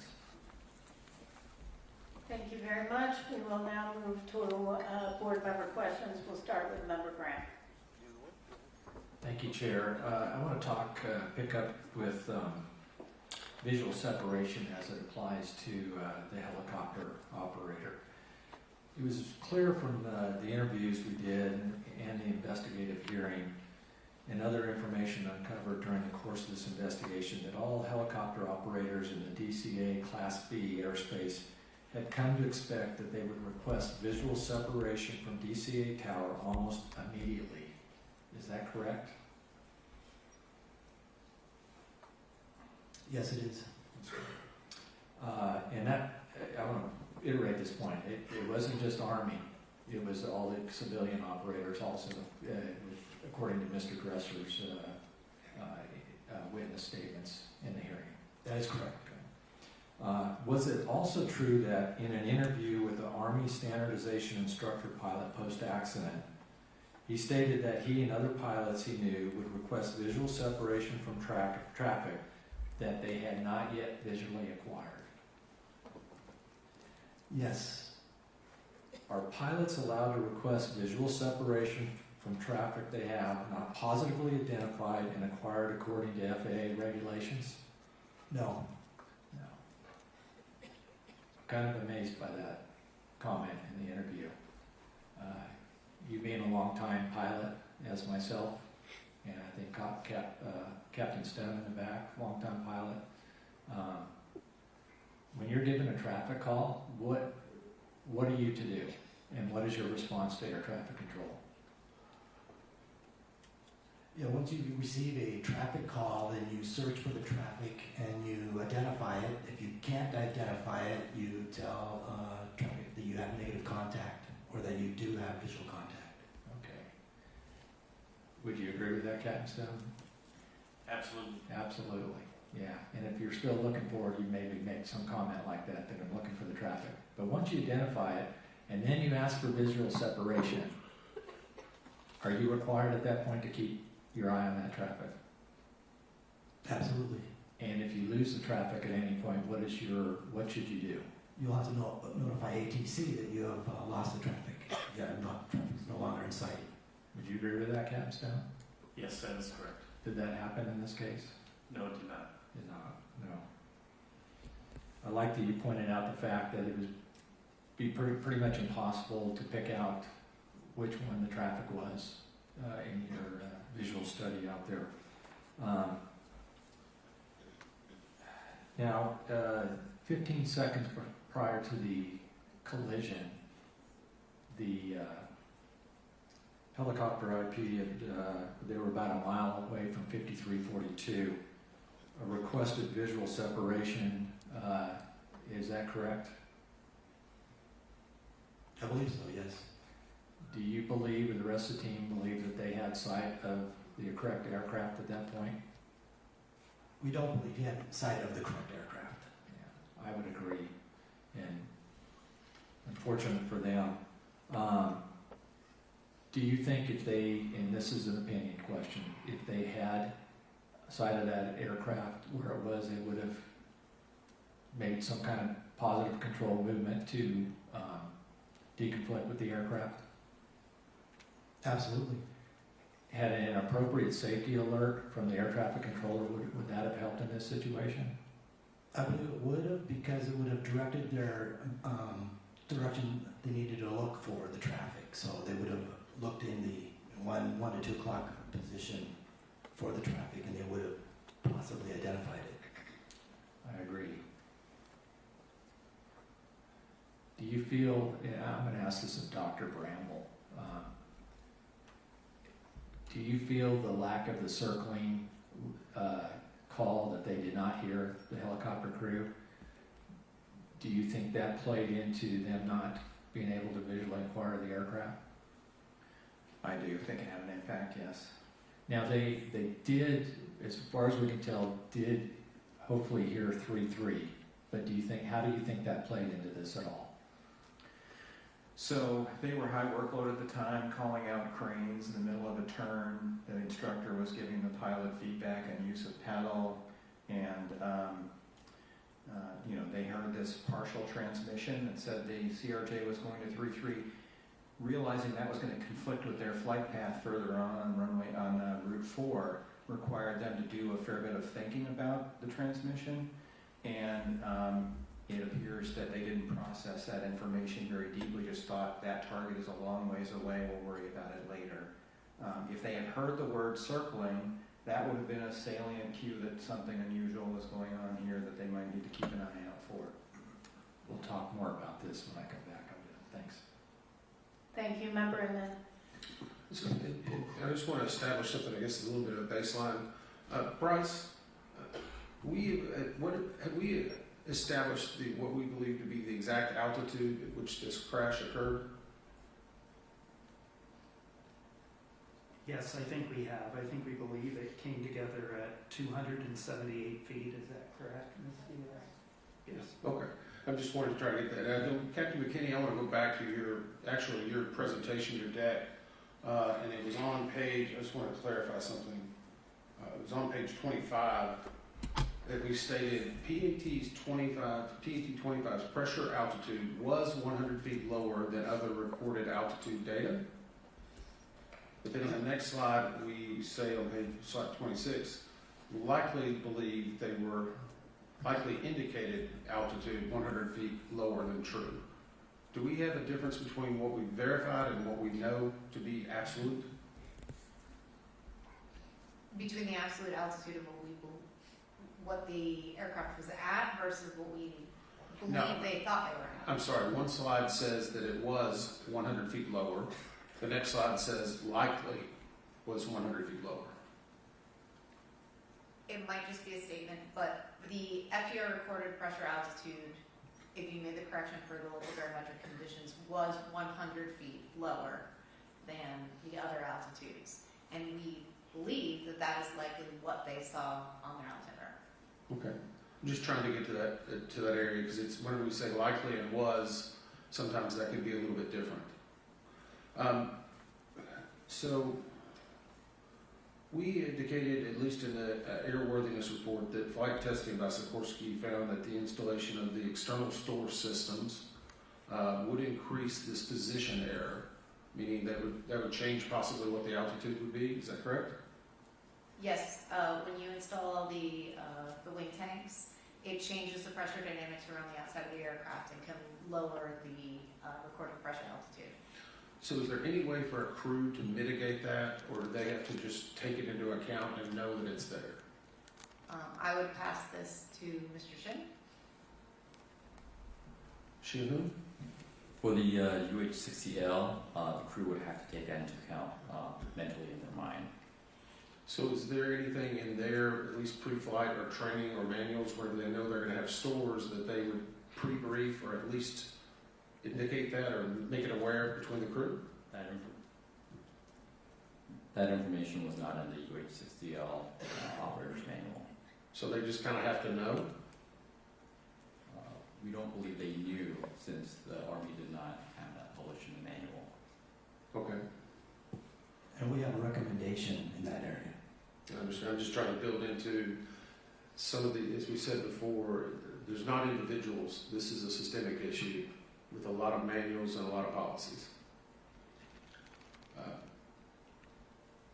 How do they educate Army air crews on the position error when they will encounter with this ESS? Is that in their flight training? Is it passed down? Do we get any information of how flight crews would know this? They wouldn't know it. It's not in their manual. It's not in the training. Okay. So in the helicopter, I'll go on to a different area real quick. So we did some discussions in regard to ADSB and the alerts. And I guess if the helicopter, so let me go back. If an ADSB display indicates a traffic advisory or an RA, does that override a controller's instruction as a pilot? Yes. But earlier in the last panel, we showed where it needed to be an emergency, or it had to be something in the FAA circular, specifically what the controllers are told. And no pilot in command may deviate from that unless a minute clearance is obtained, or emergency exists, or the deviation is a response to a traffic alert and collision avoidance system resolution advisory. Yes, if it's coming from an ACAS system and it's a resolution advisory, then the pilot is authorized to deviate from the ATC clearance by the FAR that you had up on the screen earlier. So I guess my question is, if we ask them to lower the RA threshold from the 900 feet now, does that mean that all air traffic controllers will have to be retrained, as will pilots? There will be training, yes. I'm just curious if that injects additional risk. There's always some risk associated with that, but I think the staff has thought this through and think there's much more benefit to it than risk. I'm not disagreeing with your recommendation. So when we think that, I'm just trying to make sure we get all the facts out there. Thank you. Good thing we have an FAA that will, when doing rulemaking, determine any risk and address that risk, including training needs. When you are flying an MSL route, Mr. McKinney, would you be using your barometric altimeter? Yes, That's what you'd be referring to? that's correct. And could the left seat pilot have easily observed altitude indications on the opposite side of the cockpit? But It will be a little difficult, but they can see it. looks a little difficult from. Cross cockpit, yes. Yes, we actually did an observation in the simulator. It was very difficult to see the instruments on the opposite side because they're inset and you'd be looking from the side. Correct. So 17 seconds before collision, the aircraft were about 0.84 nautical miles apart. The helicopter's recorded radio altitude was 281 feet. They would have thought, given our assessment that the barometric altimeters, they thought they were 100 feet lower. They would have thought they were below 200 feet, correct? Correct. 6 seconds before collision, it was 266 feet. Again, they would have thought they were under 200 feet. That's correct. 4 seconds before collision, 278 feet. Again, they would have thought they were under 200 feet. They would have not known. That's correct. Okay, so we have established that they thought that they were below 200 feet. We conducted 3 demonstration flights. All 3 showed barometric altimeter readings that were 80 to 130 feet lower than true altitude. We also looked at the ESSS, which would add an additional 30 feet. Were the instrument, and so we've got instrument errors, we've got position errors, and then from rotor downwash, right? And then we've got some adjustments for temperature on the day. Were the instrument and position errors known by the Army? Army, not the pilots. Yes. How about the pilots? No. Should they have been? Yes.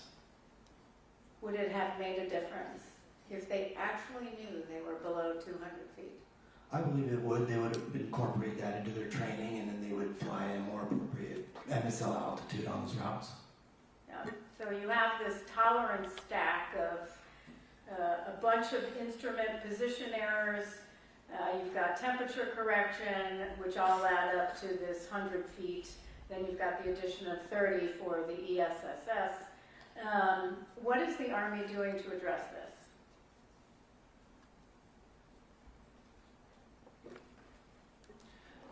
They're adding that information into their flight manual for the pilots. Are they going to not just have it in writing on a manual, but actually train their pilots accordingly on what to do there? I believe so, yes. Yeah, okay, so 100 feet difference may not make a difference in Afghanistan, but it certainly makes a difference when you're on helicopter Route 4 crossing civilian aircraft on approach to landing to runway 33 where there's only 75 feet of vertical separation. There's 0 buffer, nothing. Yeah.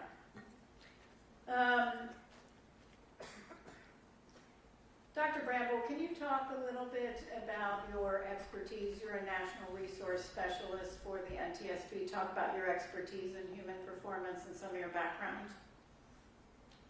Sure. I have a PhD in human factors from an interdisciplinary program in psychology and industrial engineering, and I worked for a flight safety, a flight training and simulation company for a few years. I've been at the NTSB for 27 years, investigating major accidents for the last 24 years, and I chaired the Human Factors Working Group for the International Society of Air Safety Investigators, and I currently chair the Government Specialist Subcommittee with other human factors investigators from 10 other countries. Do you believe the limitations of see and avoid, which we've referenced back to 1968 in numerous investigations, 96 alone within the past 2 decades, could be overcome simply by telling a pilot to do better, pilot diligence in scanning for traffic? No, we need to do a better job supporting pilots in that task. And I'll come back to that. Member Graham. Thank you, Chair.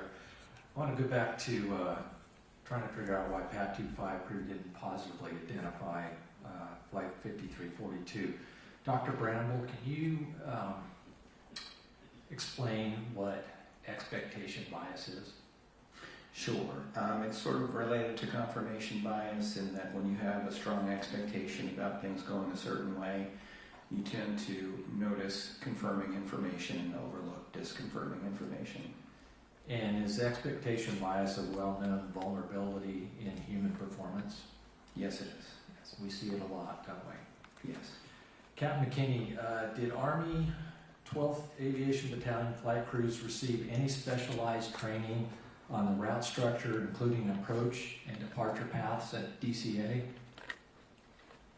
They did not receive specialized training. The training they received was general aerial familiarization, and of course, their basic airmanship. They recognize, runway alignments and traffic in that way, but there's nothing specific about DCA.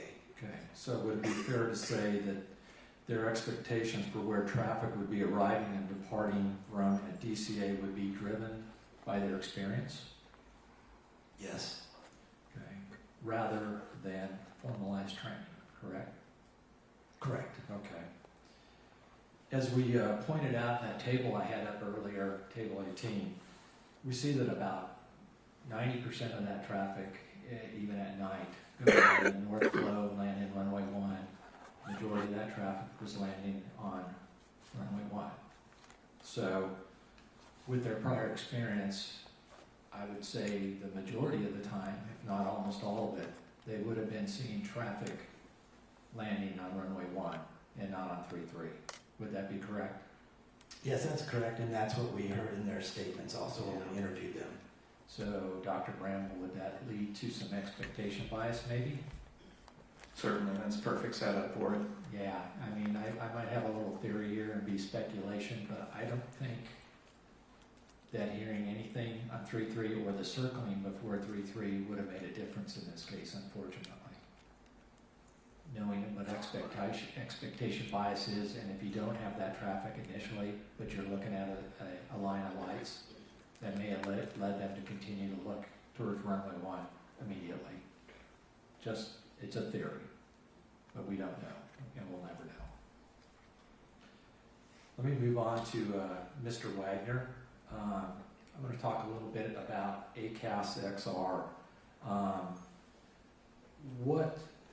How has ACAS been adapted for the rotor wing aircraft?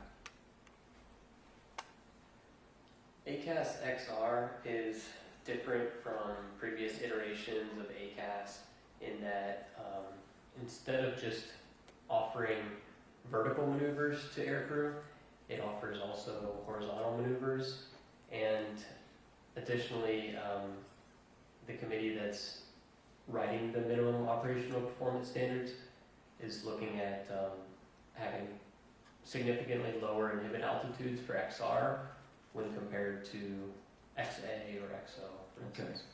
And you said it's not available at this point, correct? It's still in development, that's correct. What are minimum operating performance standards or MOPS?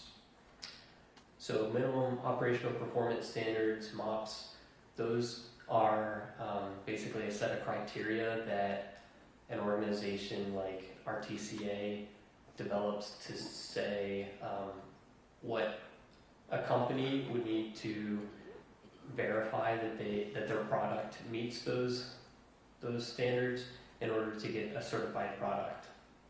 Have those standards been developed yet for ACAS XR? They are in development currently. Okay, so my concern is the simulation that we run, what performance standards are used? Is it these ones that they're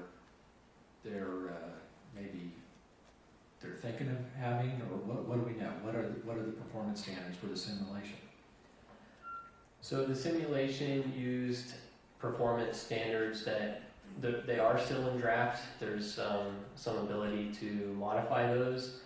However, in speaking with the committee chair just a week ago, he stated that they intend to have the standards finalized by December 2026, so within less than a year from now. Okay. So we believe that it's mature enough technology that we can make recommendations in those areas. So the simulation software is a best guess at this point of how it's going to be, the standards are going to be? I wouldn't characterize it as a best guess personally. I think there's still a couple small things that they need to validate before they finalize the standard. Okay. I think Captain Stone may be able to offer a little bit more information. Be quick, I'm past my time. I would say that the standards are 95 to 98% complete, so they're much more than just in development. Okay, and how long have they been developing this for? A long time. Long time? Okay, thank you. Member Edmund. I want to go back to this. This was actually an evaluation flight. So we know that there's evaluation going on, and I'm kind of concerned or wanted to figure out maybe this is human factors or actually an expectation bias. But we noted 27 mentions of wind and turbulence, the brief loss of the crew coordination on who was flying, a failed landing, and a pilot-initiated wrong turn, all during this evaluation flight. At what point does an instructor pilot say, we need to knock it off? It's time to end. Well, this was a proficiency evaluation, you're correct. And so the pilots being evaluated on their ability to fly the aircraft, manage cockpit resources, navigate, whatnot. I think as an instructor pilot, doing an evaluation, don't really, you're looking for an unsafe action or situation where you would call knock it off. Otherwise, I think most instructors just continue with the flight. Do you think instructor pilots are given enough latitude or at least direction on when they should knock it off? Yes, that's totally their decision. I know, but are they given enough training in that regard? I believe so. They're especially selected because they have good judgment abilities. Do you think that this IP was empowered to end it despite evaluating a senior ranking official? Absolutely. He was the instructor pilot in command. In their pre-flight risk assessment, do they take into account how many hours a pilot has recently flown? Yes, they do. And how is that weighted? They use a risk assessment tool called an RCOP, and then it's that information is automatically integrated into the risk assessment tool, and a risk rating is generated. It's based on how many flight hours they have, the recency, and what modes of flight they've flown and whatnot. So it's automatically generated. And I think we've heard that all the crew members aboard both aircraft were qualified to perform their duties. But is there an attempt or a bias in order to try to know that we've got a deadline to get this done, we need to get it done regardless of what happened? We did not, the investigation did not reveal anything like that. Okay. This is just for my awareness too, and it was interesting whenever unfortunately, we do listen to the CVRs to make sure that we're getting the tone and tenor. And I've always heard of the sterile cockpit rule that applies under 10,000 feet for commercial aviation. Can you describe that? Maybe Captain Stone can. He's a airline pilot. Yeah, so it's below 10,000, usually it's 10,000 feet. Some airlines have it up to 18,000 feet, and it's basically only operationally significant information can be discussed. So you can't have a conversation about where we're going to go eat tonight or anything like that. So it's got to be directly related to the safe operation of that flight. Does the same thing apply to military or to helicopters? Not with helicopters, no. Because you're operating below 10,000 feet almost all the time. So it's a different risk for a helicopter than it is for a fixed wing airplane. Different risk. They're treated differently, I should say.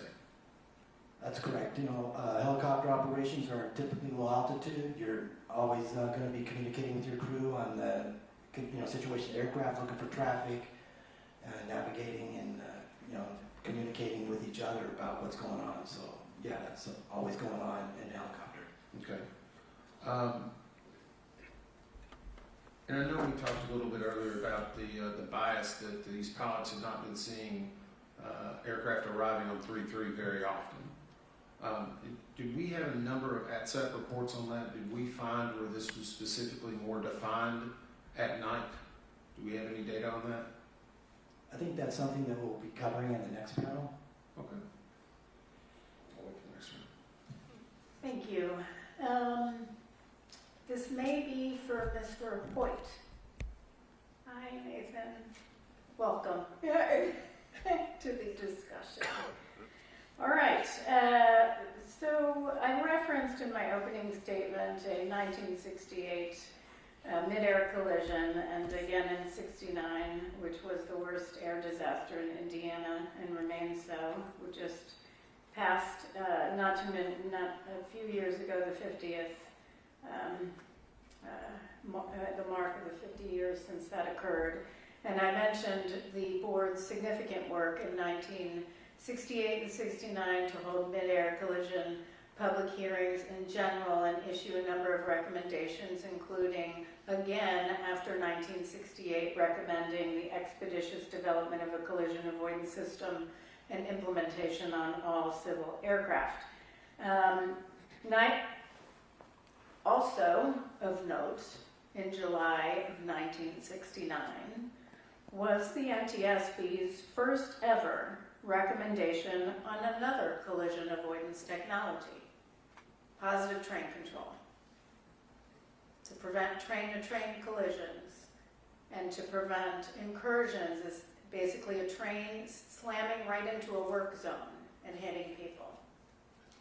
We issued a recommendation on positive train control so numerous over the decades, over 50 years, that I could hardly count.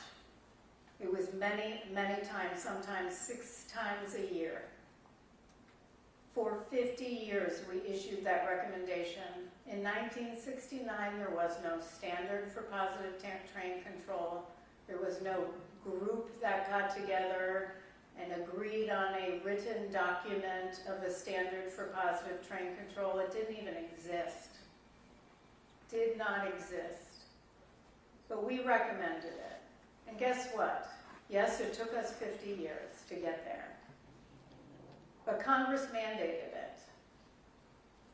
They mandated it because of our recommendation, but in between 1969 and when it was mandated and fully implemented in 2020, over 300 people died and 6,200 people injured, seriously injured. Death after death after death. It wasn't the first time we issued a recommendation where technology did not exist or there was no standard in writing. Let's just review 1968, when seatbelts came into play. We issued our first seatbelt recommendation, now knowing 450,000 lives were saved. Think about the tremendous pushback on seatbelts at that time. Nobody wanted to wear a seatbelt or install them in a car. But we were right out there championing it. 1970, we issued a recommendation to rapidly shut down failed pipelines. now known as automatic and remote control shutoff valves.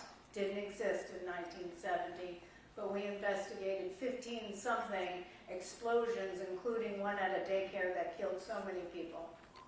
So many people over the years. Excess flow valves is another one, to shut off distribution pipelines before a house exploded. We kept after that one time and again. An excess flow valve didn't even exist at the time. Ground proximity warning systems, 1971. Wind shear detection technology, 1973. Car seats in passenger vehicles, 1983. Runway incursion technology, or ASDX, 1990. Direct pilot alerting, we're still after it, 1990. Automatic emergency braking forward collision warning, 95. Fuel inerting systems, 1996. Electronic stability control, 2002. Advanced speed limiting technology, 2011. Connected vehicle technology, and thank you for Member Graham for championing connected vehicle technology. First recommendation, 2012, didn't exist. Drug and alcohol detection technology, whether it's DADS or driver monitoring, it didn't exist. 2012. If not us, then who? Every single time we have championed technology to push for lives saved. And when we issue a recommendation and FAA decides we can't do it this way, we need to find another one. Mr. Hoyt, is there an option for FAA to say, well, we can't do it this way, but we are going to do it this way? Yes, if a recipient has another alternative plan or solution for recommendation, they can propose it to us and we'll consider it. And if we think it's appropriate, we will propose an acceptable alternate action. Thank you very much.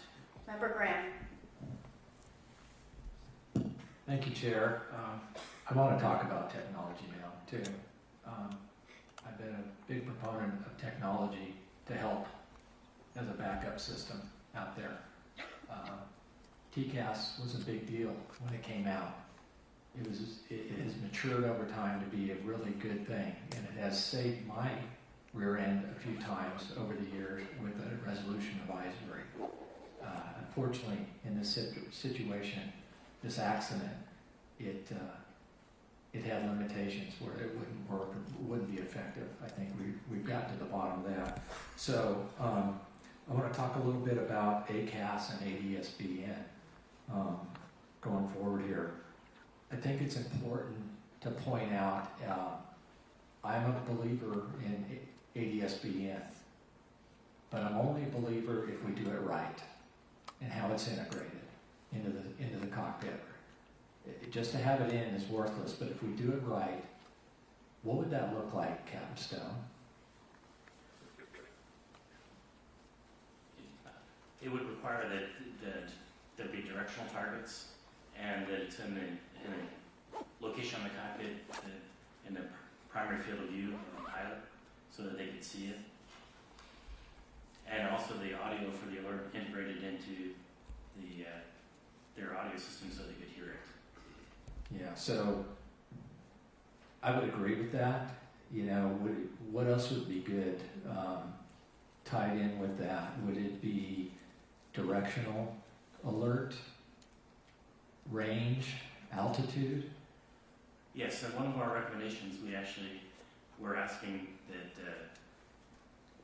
more information be given to traffic alerts, so that, and that's the first step in this, in developing situational awareness as to where the traffic is, where the conflict is, and we're recommending that be enhanced beyond what it is today. I would agree. We've seen in the past just to have ADSBN and Ketchikan to our IIC, Mr. Banning, that just having it without an alert, oral alert, or a visual alert was useless, was it not? And unfortunate. So, let's talk a little bit about ACAS. Does it incorporate ADSBN? Yes, it does. Okay. So is that just one of the inputs to ACAS? Would that be correct? Yes, ACAS can function off of interrogation and reply, just like TCAS does, but it has the ability to actually look at the geometry, which TCAS really doesn't look at geometry. So. Correct. Is there an iteration of ACAS out there that would allow for the ADSBN to make the clock code range and altitude callouts? There is no ACAS that's specified to do that today, but it could be. Could be. Might be neat if we're going to use it. ADSB and with it, it would be nice for the crew. So these systems are great, but they're not the primary means of traffic deconfliction in most cases. Is that correct? That is correct. It's primarily air traffic control separation and could be visuals, which could include visual separation. Correct. Yeah, and in this case, this unfortunately was an incorrect visual separation, I would say, on behalf of the tower and the aircrew in this case. And yet, if we had some of this technology in the future, maybe this accident doesn't happen. But it was a breakdown initially in the visual separation. I see my time's up. Thank you. Member Inman. I appreciated, Chair, you bringing up the PTC, and it actually resonates with me a lot. And I would go back to whenever I was the Chief of Staff of the U.S. Department of Transportation, 2020, we actually got that implemented. But it also reminds me that it was another recommendation, and unfortunately from the Colgan air crash in 2009 that had been outstanding, pilot record database that the NTSB had recommended. And it took from 2009 until 2019 to get the FAA to adopt that. And I will say this, and being on the receiving end of that, and I'm going to speechify a little bit, but it's going to take everyone in this room and everyone that's watching. I think we have a receptive administration, a receptive secretary, a receptive FAA administrator, but you have to continually put that in front of them. And that's how PTC, that's how PRD, Colgan families became huge advocates, and that's how they were successful in getting that done. So it's a good message to know that we don't give up, but no one else can give up either. So I just wanted to mention that. Let me go back to see and avoid. Are pilots trained differently to see and avoid versus a helicopter pilot versus a fixed wing pilot? Not particularly. Is it not just basic knowledge that you don't hit something? Sorry. Yes. Isn't that the core fundamental is don't hit something else? And yet we're using this terminology to see, Rocky, I see you back there laughing a little bit, but I know it's not funny, but it is. It's so ludicrous, it's kind of ironic, I think. Am I wrong in that? I agree. If I could add, I mean, in order to avoid something, you have to first see it and see and avoid it. I think we identified some challenges in this case for that. I just wonder why we're continuing to let, and I don't disagree that the technology can help avoid part of that, but I go back to we train people to see and avoid or request visual separation. It seems like it's just meant for the sake of expediency rather than it is actual safety.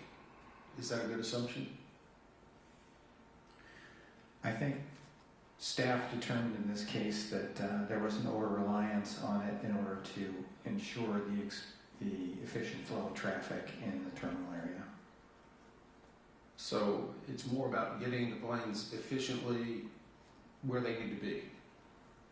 We believe there was a drift in operating practices due to that pressure, yeah. I think, shouldn't it be getting them there live versus efficiently? Yes. It's a little rhetorical, I know, I'm sorry. In regard to night vision goggles, is there ever a time whenever a helicopter crew would advise the air traffic control, or they would let them know that we're in a training, either in a training flight, a proficiency flight, or using night vision goggles? Right now, there's no requirement to do that. But we've identified increased risk, obviously, when helicopters are using night vision goggles and operating in a complex airspace. There's advantages and disadvantages in using night vision goggles, and all the operators all the helicopter operators in the National Capital Region use them and because they think it's advantageous. But it doesn't, they view it's advantageous because they're able to better discern oncoming traffic, or because we've seen from our visualization, it significantly reduces your field of view. For helicopter operations, you're flying low altitude, so you're not just looking for other traffic, you're looking for ground obstacles and other aircraft that are lower to the ground, other helicopters. So the night vision goggles are a big advantage in that environment.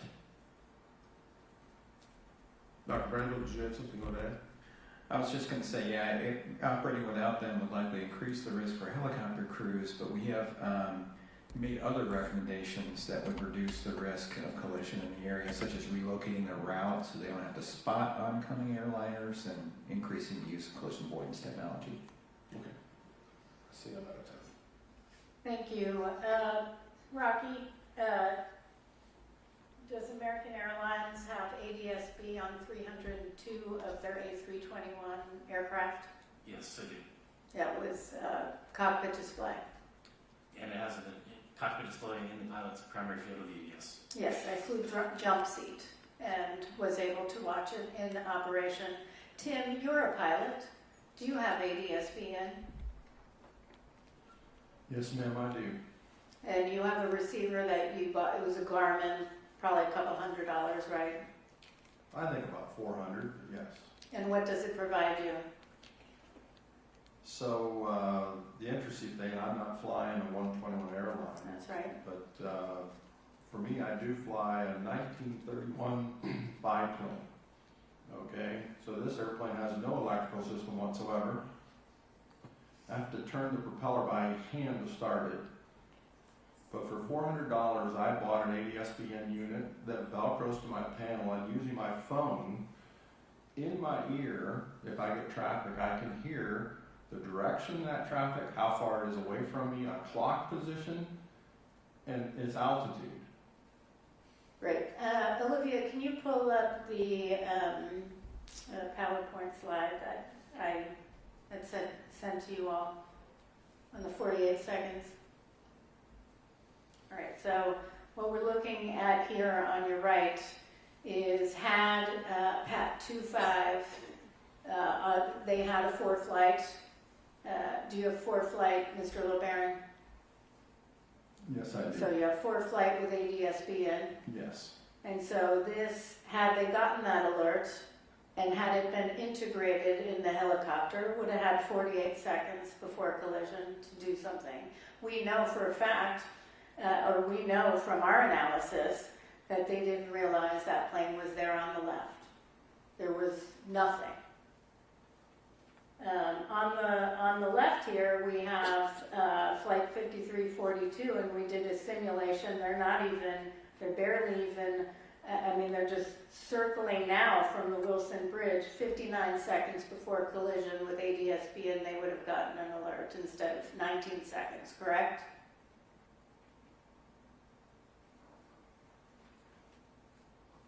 Anyone?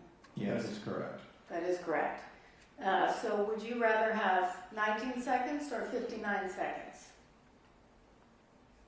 Well, I'm not sure of the questions too, but I'd rather have the 59 seconds. That's correct. That's right.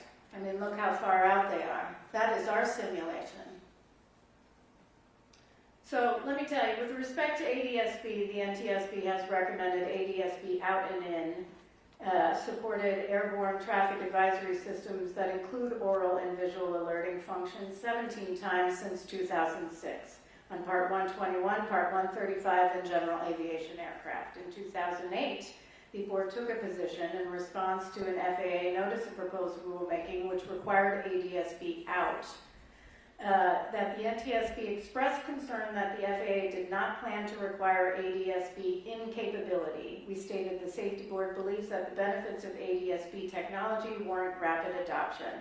We stated our concerns in that letter. We said to FAA at the time said they had not identified as a requirement for maintaining safety and efficiency of NAS operations. We told them we disagreed, said their assessment was incorrect, and that equipage of aircraft with ADS-B capability will provide an immediate and substantial contribution to safety, especially during operations in and around airports. We went on to say ADS-B provides a ready method of sending warning information to pilots, providing confirmation of clearances, on and on. It is a backup, because why? Humans make errors. We know this. Why do you have technology? I mean, Member Inman talked about, they implemented positive train control. Guess who wrote it in legislation? That'd be me. Why? Because of your work.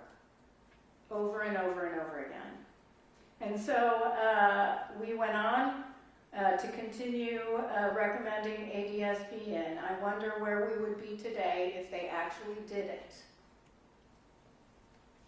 when ADS-B out was required. Where would we be today? Perhaps we wouldn't even be here. 59 seconds. 48 seconds. We might not have to be here. So my time is up, but I'm going to come back to this. Member Graham. Member Inman.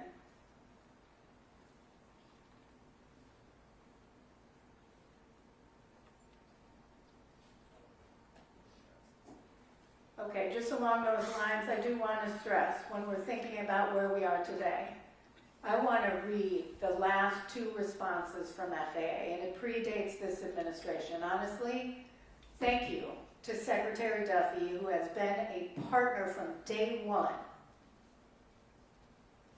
Day one on this. When your first day on the job is a devastating tragedy, that stays with you for the rest of your tenure, if not your life. And what did he do? He committed to ADS-B. And the last administration, June 26, 2023, a response from then acting administrator of the FAA, Holly Trottenberg, was the FAA's this is to us, the FAA's Air Traffic Organization and Aviation Safety Organization met to discuss this recommendation and review all guidance and requirements associated at the time in response to Ketchikan. Parts 91 and Part 135 and ADS-B out and in, we determined that our current ADS-B requirements adequately address the needs of aviation safety and will not pursue any additional ADS-B requirements at this time.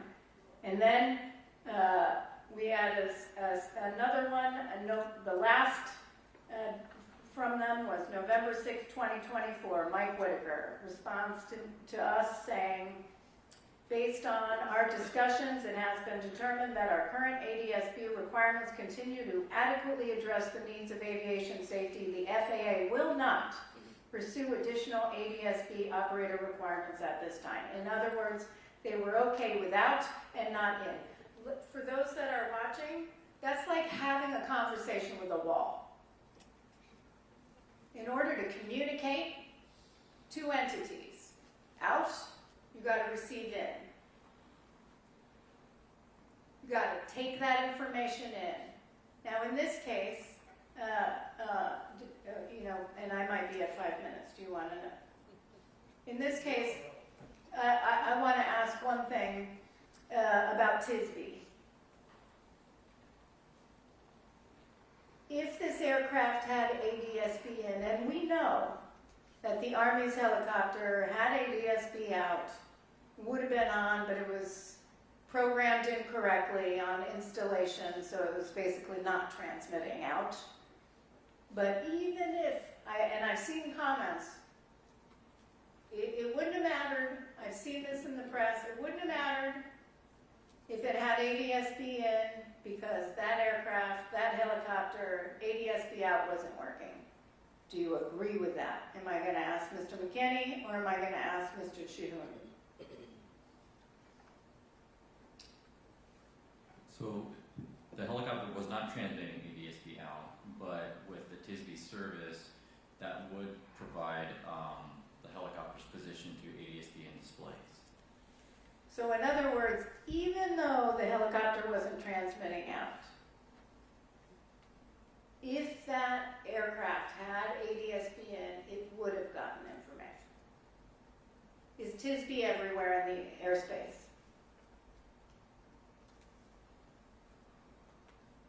No? No, it's not, which is why we still need, I see the Army in the audience, this does not mean you don't get a pass on ADSB out. The TSB isn't everywhere. You have to have ADSB out and in.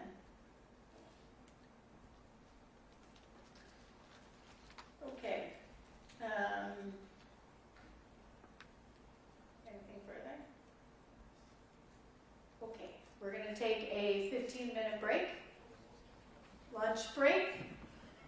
Apparently, I don't know what time it is, and 1 hour. We'll be back at 2:30. Thank you so much.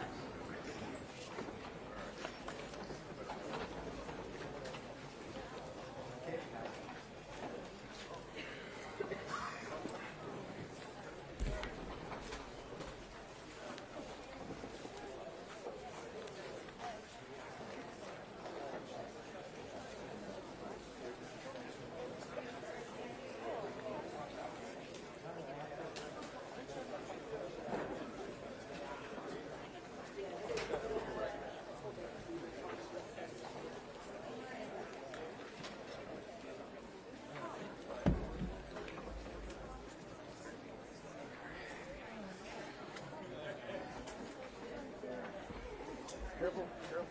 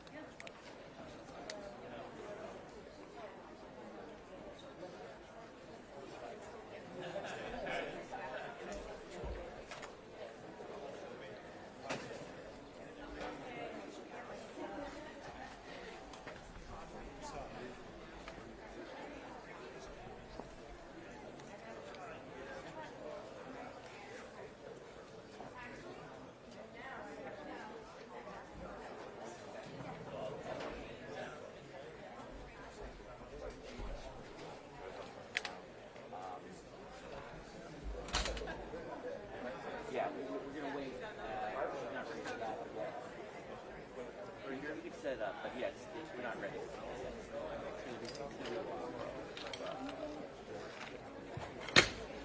Oh, yeah,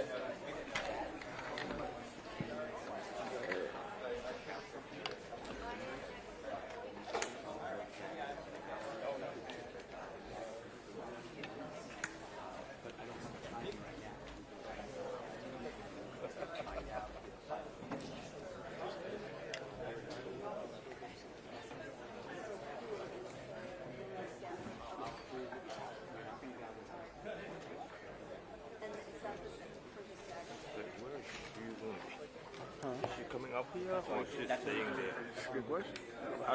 They said she would, first they're going to do it up, want us to move up there, so I'm trying to figure it out. It's easier if she comes back here.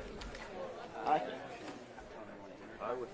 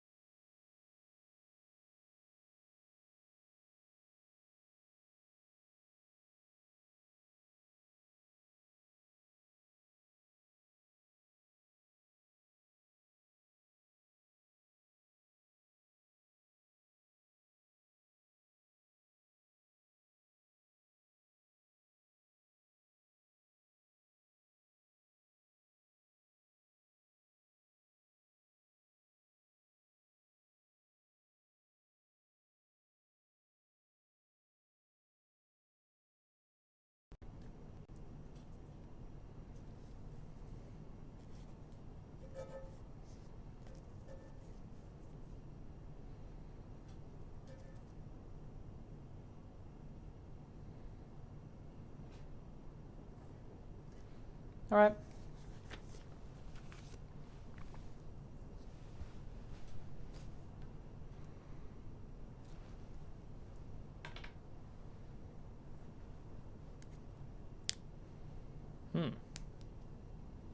All right.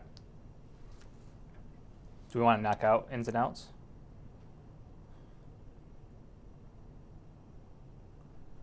Okay.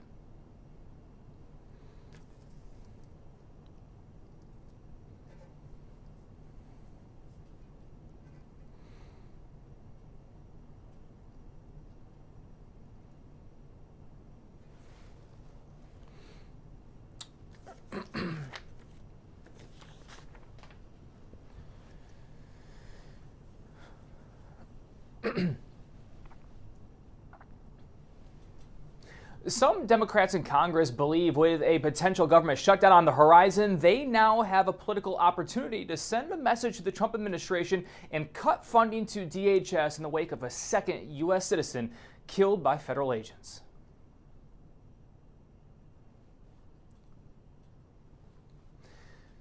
Now, the House already passed this funding package, so if the Senate makes any changes at all to it, then Speaker Mike Johnson has to get all of the House members back to approve a new version to get to the president's desk. That all has to happen by Saturday to avoid a shutdown.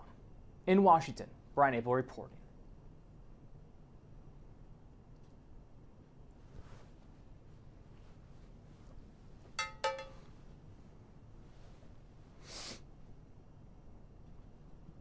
Nice.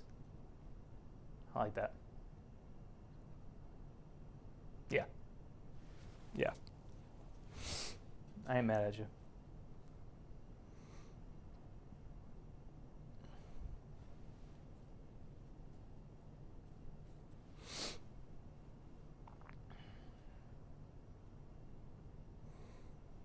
Once again, thousands of government workers across agencies, from the Pentagon to air traffic controllers to TSA, will be impacted.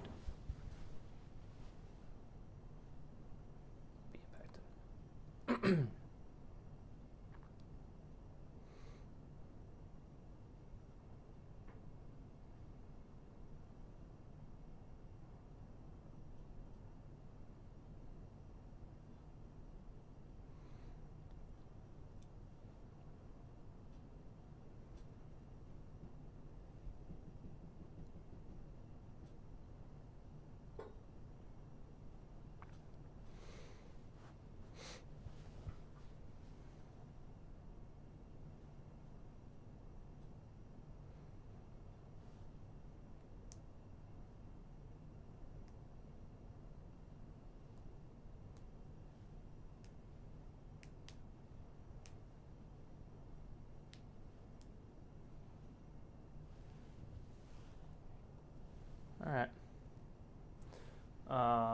We are in the window. Okay, cool.